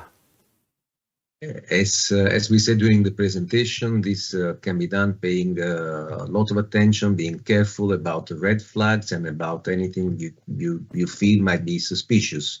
So checking the list of the things that I mentioned before about the red flags, addresses, phone numbers, I don't know, websites, sudden requests for changes, unexpected, unplanned expenditures, etc., etc. Thank you. The next question is also similar. How do you protect new and inexperienced beneficiaries from fraudulent and experienced coordinators?